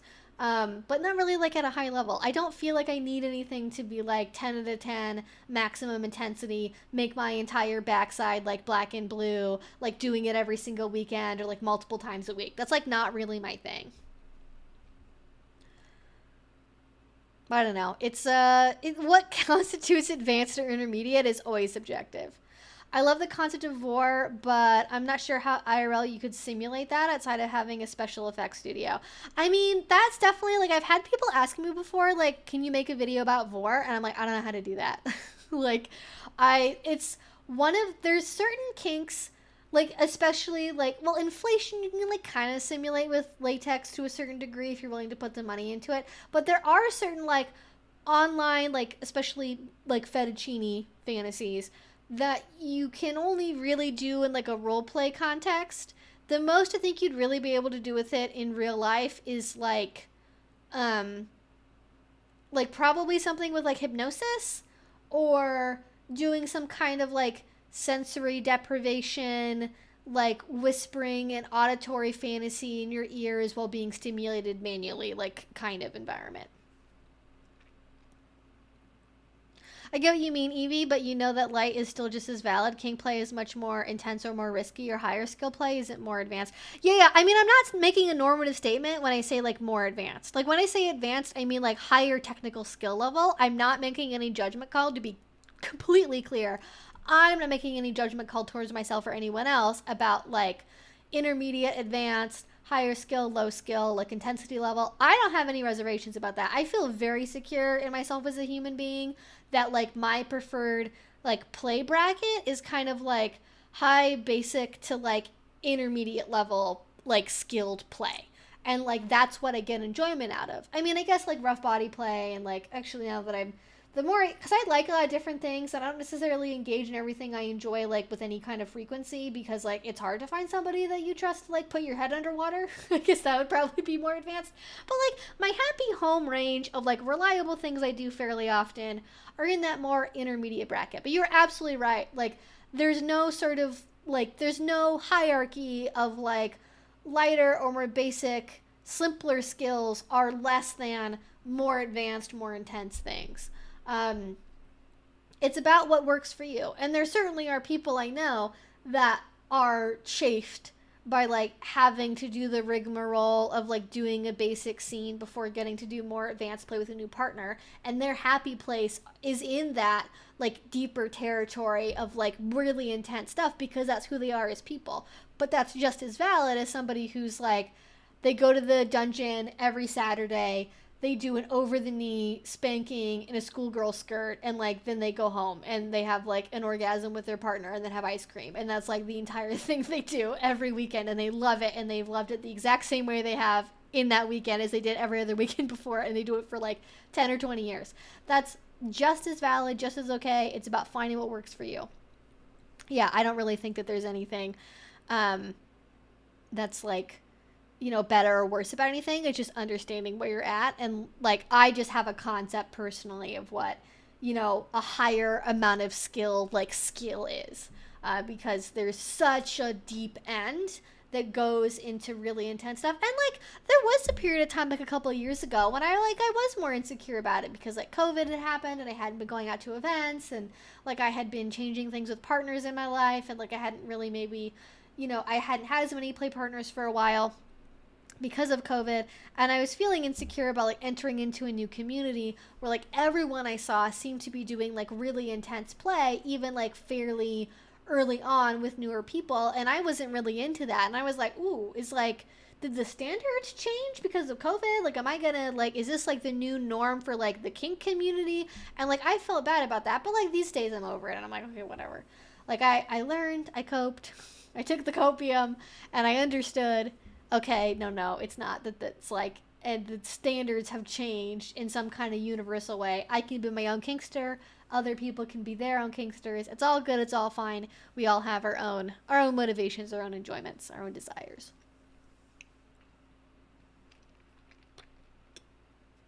There are definitely people in my local circle who use hypnosis to meet their vor kink desires. Yeah.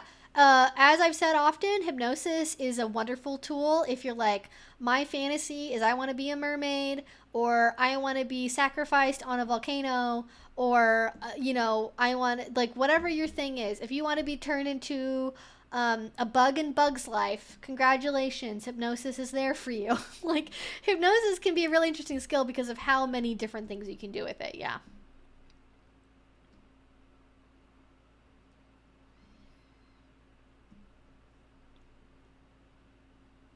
Yeah, definitely you can do kind of more like mindfuckery type things as well. I feel like hypnosis is probably more reliable because mindfuckery like requires a degree of like deception and like fake outs where you're kind of hoping your partner is not catching on to things and is in like the proper headspace to make certain assumptions. I mean, but I don't know. I think it depends on the person too, which is going to be, the most effective for which person.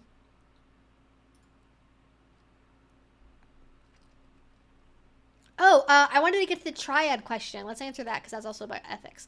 Um, so for ethical triad seeking, there's definitely a way to do it. I think especially within the kink community, it's a lot more normalized. So if you're looking for like a kink partner to be in a triad with, you're gonna have more success. Um, Here's what to not do. So let's say I'm gonna assume, because this is the most common way of doing it, that you are in a male dom female sub relationship and you're looking for a second female submissive to be in a relationship with you, either as an equal submissive to the same partner, or maybe the person is being submissive to both of you and you're submissive to your dominant partner, or whatever combination. Or maybe you're looking just for a vanilla triad. I don't remember exactly what the question was. But whatever it is you're looking for, don't go on lesbian dating apps and pretend to be a woman and then bait and switch people into being actually we're a couple. I personally don't really like couple profiles on dating apps. I know people do them on OkCupid. I've seen them. Field. I've seen them. I'm pretty sure I haven't really ever used Tinder before, but I think people have told me that they've seen them on Tinder before. Basically, any dating app, you don't need to have a shared couples account. Even on something like Field, where like triads and like unicorn hunting stuff is more normalized, I really recommend having a joint, like not a joint, but a linked accounts where you show up as each other's partner. You can do the same thing on OkCupid as well, and that's very effective. You can show, hey, this is my partner. This I don't actually. It's been a while since I checked that, and I don't really see a lot of people on OkCupid these days that have a specific profile linked. They will usually say that they're partnered or not. So I don't know. Maybe they got rid of that feature. But it used to be at least you could like link a specific profile, and it would show in your profile that like partner of specific person. But have your own profiles, and then say in there, I'm one half of this couple with so and so. This is about who we are as a couple. The who you are, your hobbies, your interests, what you're looking for, why you're looking for it, and be open and upfront. I just find like couples profiles, like if you're talking in like we statements, I feel like that weirds people out. I feel like that's like an instant negative where it's like, hi, our names are Brenda and Hosea, and we are looking for a beautiful, sexy, voluptuous woman to like share our bed. Like, no, that's like way getting off on the wrong foot. Don't do that. So no lesbian dating apps. Couple profiles are kind of cringy, but be upfront, be honest about what you're looking for. Do not wait until you start messaging people or until you set up a date. The worst thing you can do is set up a date like it's going to be a one-on-one, and then suddenly a second person is there. Do not do that under any circumstances. If what you want to do is get to know someone one-on-one first. I think this is actually really good if you're like the woman, you're looking for another woman and you want that to be like a connection that's like you here and here and here versus like all together like all of the time. I think it can be helpful to establish a connection with that other person first and then introduce them to your other partner and have like one date with one person, one date with the other person, and then having a mutual date all together.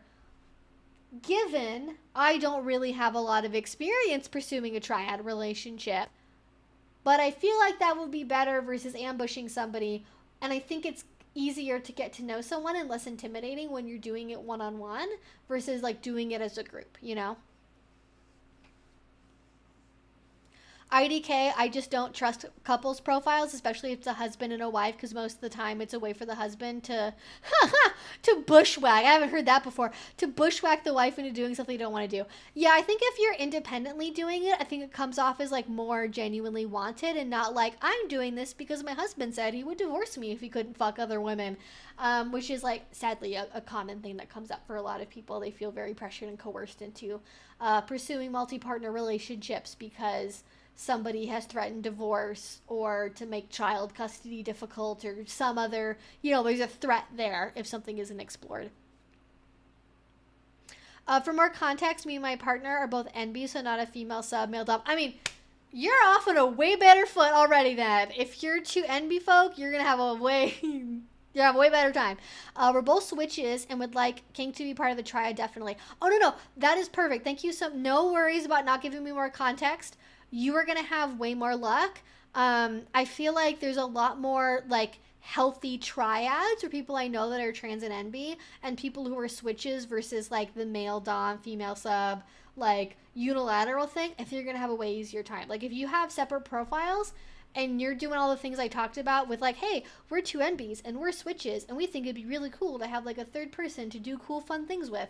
Stop yelling at me for being stationary. Watch. I'm working. I think you'll probably be fine.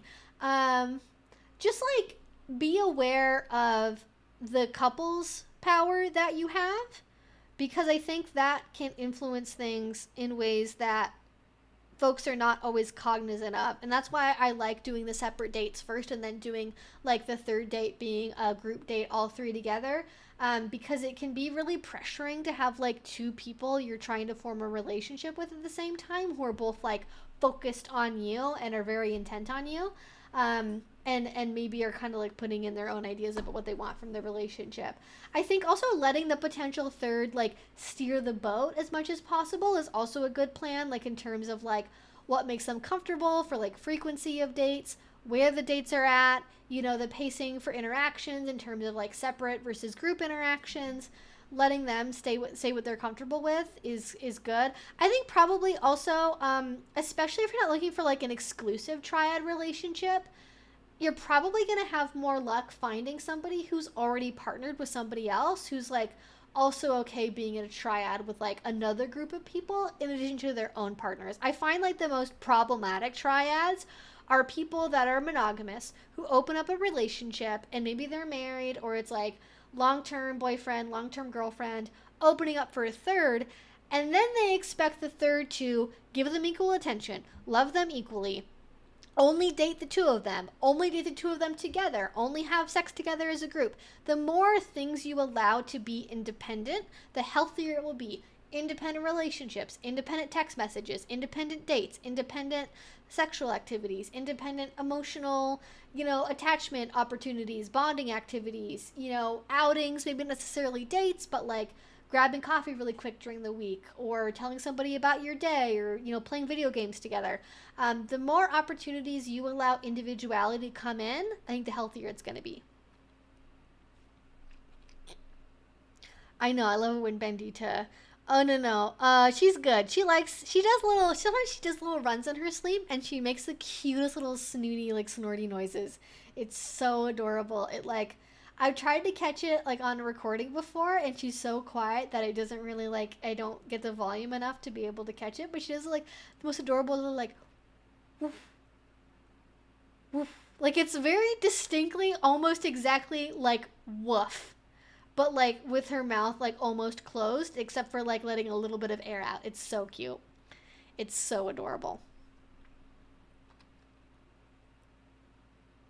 Scene sitters are a great idea. I usually call those, what do I usually call those? Not scene sitters, but spotters.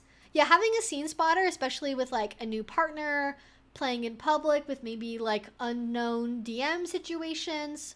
Even if you're playing in private and you want to invite somebody else over that you know to like watch you do a scene with a new person, or at least like be in the house somewhere, that's a great idea. Love it, fully support it, great idea.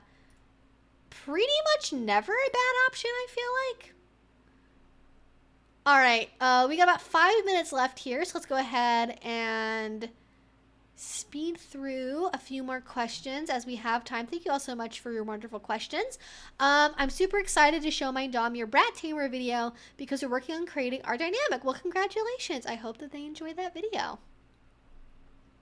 Define the terms. You must always define the terms. No one is a mind reader. True, absolutely. Always define the terminology. Good point indeed. Boundaries are absolutely essential to any relationship. True.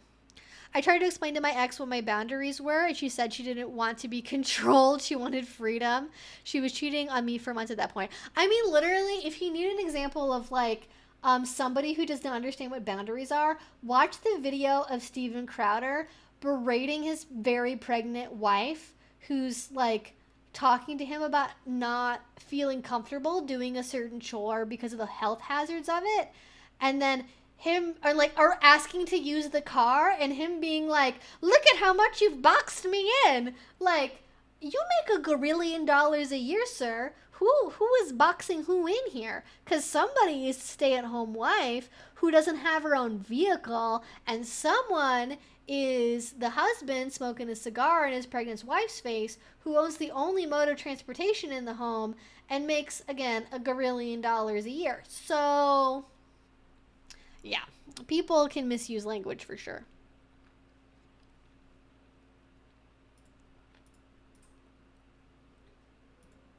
How would someone suggest I do a DS dynamic if my sub won't let me use humiliation, pain, or get them to beg?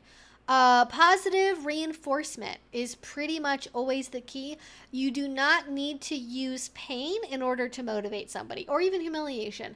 Positive reinforcement, when you see a correct behavior pattern happen, is pretty much the most motivating thing that we can do for most human brains. And like you kind of knocked out the auxiliary things that are more common with kink, but in terms of what most human brains respond to the most, you've got the biggest one still available to you, which is like positive reinforcement, praise, things like that.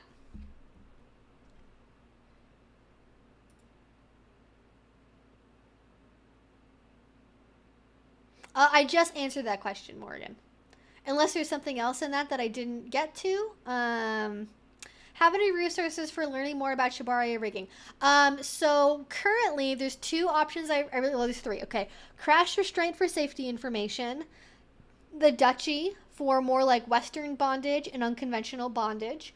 And Shibari study for really, really high quality videos and Japanese Shibari, like specifically. If you go to, I actually linked to it earlier, but currently, if you go to the, oh wait, that's not the thing I wanted to copy anymore. Let me find it again. Dom Sub Dynamics is currently offering a deal where one of the things you get is a month free of the Duchy.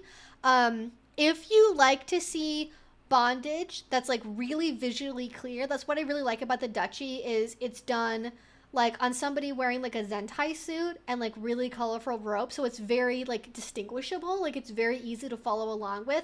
Shibari study is very aesthetic, but because the skin tones in the rope tend to be muted in color, it can be a little bit hard to follow along with because it's not as distinct looking. But Shibari study is my other favorite resource for that too. Shibari study is really, really high quality. If they wanted to sponsor me, it would take it in a heartbeat, no questions asked. Well, some questions asked, clearly. But they're legit, like Shibari Study is doing amazing things. They're doing amazing things. It's really, really high quality. But the Duchy is also a good resource, and they have things on there that especially are more Western influenced that you will not see on places like Shibari Study that are more Japanese focused.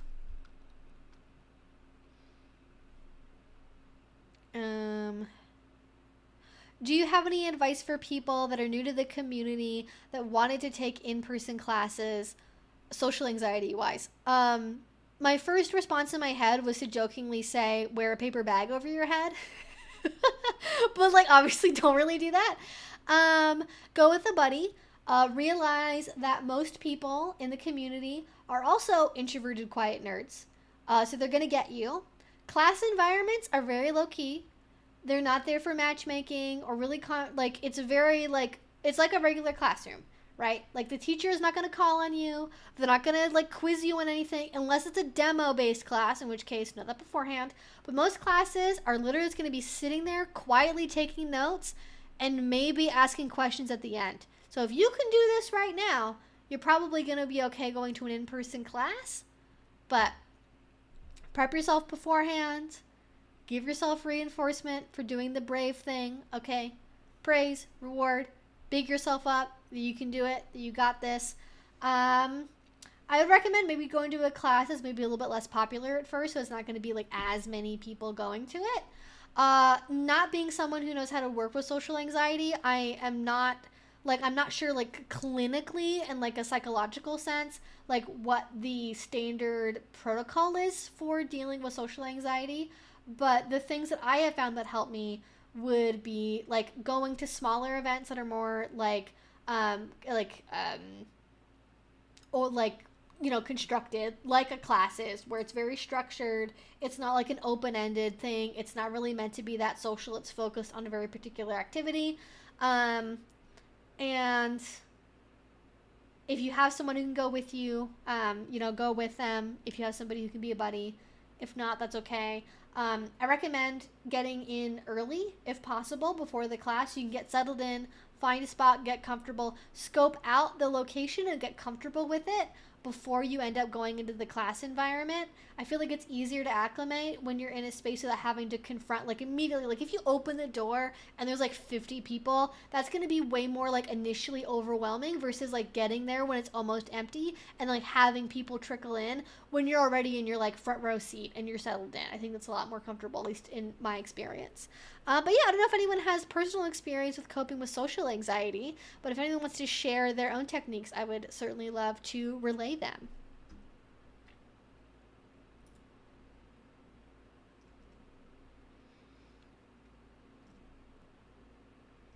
I think you answered the question about boundary setting.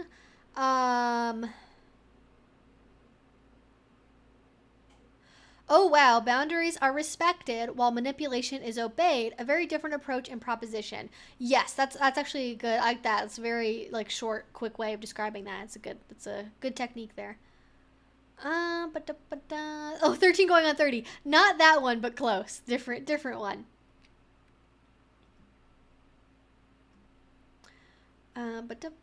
Okay. I'm gonna save time for one more question here.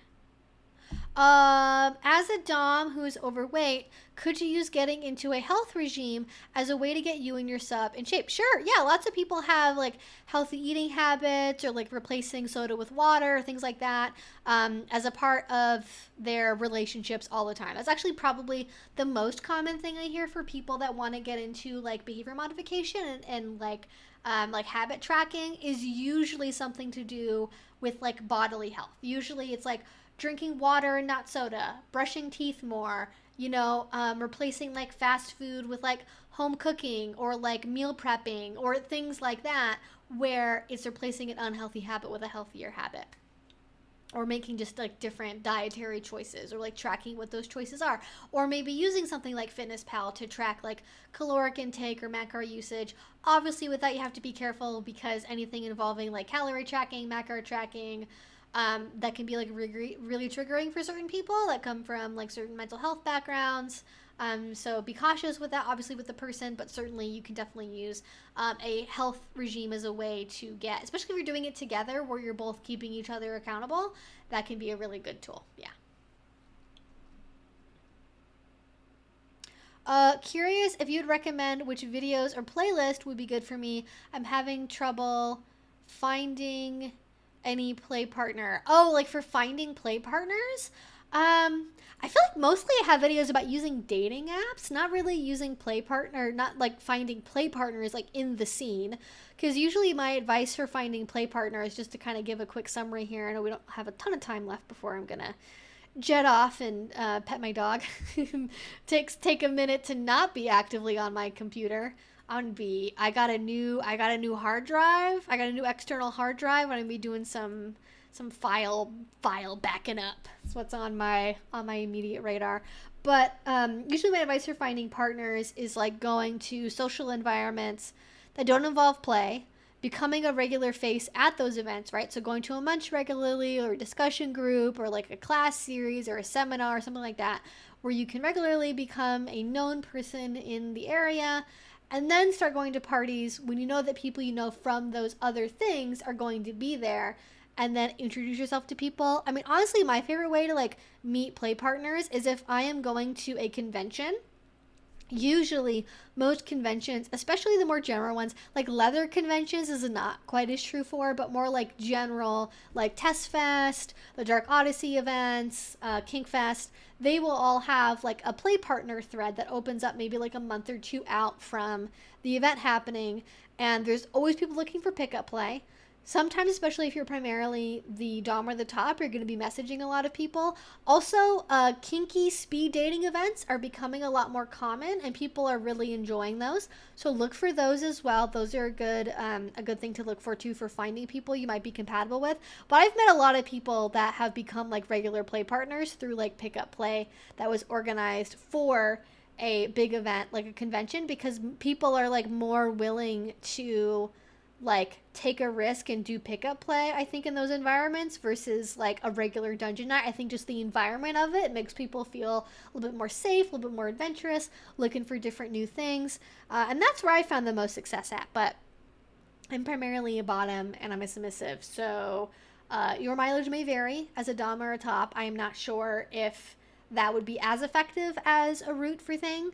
Also, I can say, if you learn how to do bondage, you will probably never be hurting for play partners. And I'm not saying to learn a skill that's not your thing, and if you don't like it, don't do it. But if you're thinking, well, I could try bondage, but it seems like a lot of work, the doms, like the one area of kink that I can think of that is like consistently overwhelmingly more tops and doms than submissives, that are always in really high demand, that do not ever struggle to find play partners, regardless of like experience level or like sense of aesthetic, is with rope bondage. Yeah.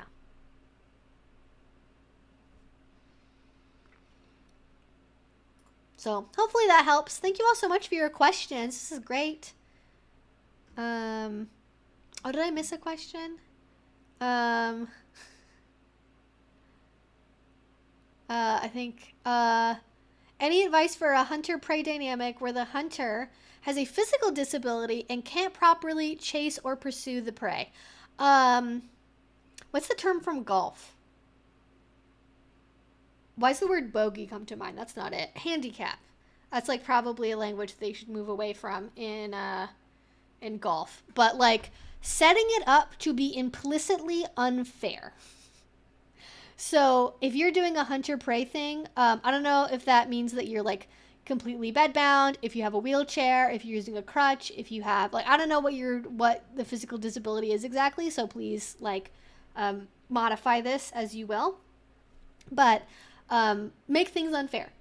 Make the prey start out with a disadvantage, right? That could be they start out with like having their forearms tied or in some other way, like bound with belts or something till their thighs.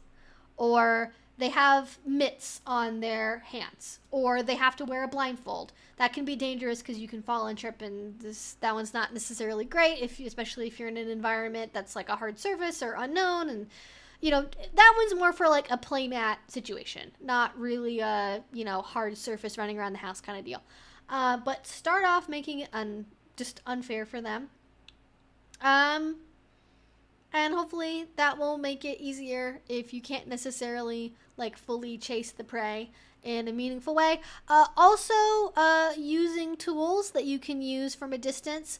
Like you can use an animal control net on a human.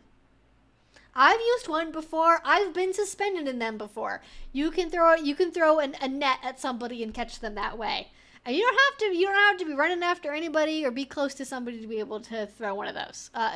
Depending on like what use of arms you have, of course. You can also have this be more of a co-topping scene where you have somebody else maybe come in who's like the co-hunter, or like, you know, maybe you have like somebody who's like a pet player who's like a dog or a wolf or something who can be like your hound who like is doing the like chasing and the luring and the pinning for you, and then you're coming in to like finish them off with whatever thing you want to do. That's another option as well. But just like, don't be afraid of unfairness. That's really the technique.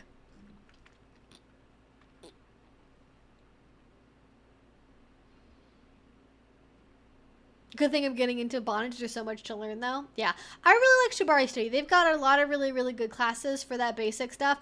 Really, at the end of the day, you need to know a couple of things, like a couple of core knots, a couple of core frictions, some patterns, and then watch enough examples. And as long as you're not doing anything that has to be like load-bearing, suspending weight, and you keep the core principles in mind over like, don't do stupid shit, like put weight on somebody's neck, you're gonna be good, and you can really experiment and do a lot with like not necessarily a lot of skill. Look at this wormy girl. Look at this wormy girl who is so wormy. You're so wormy, baby. What are you doing? You're so fluffy. So fluffy.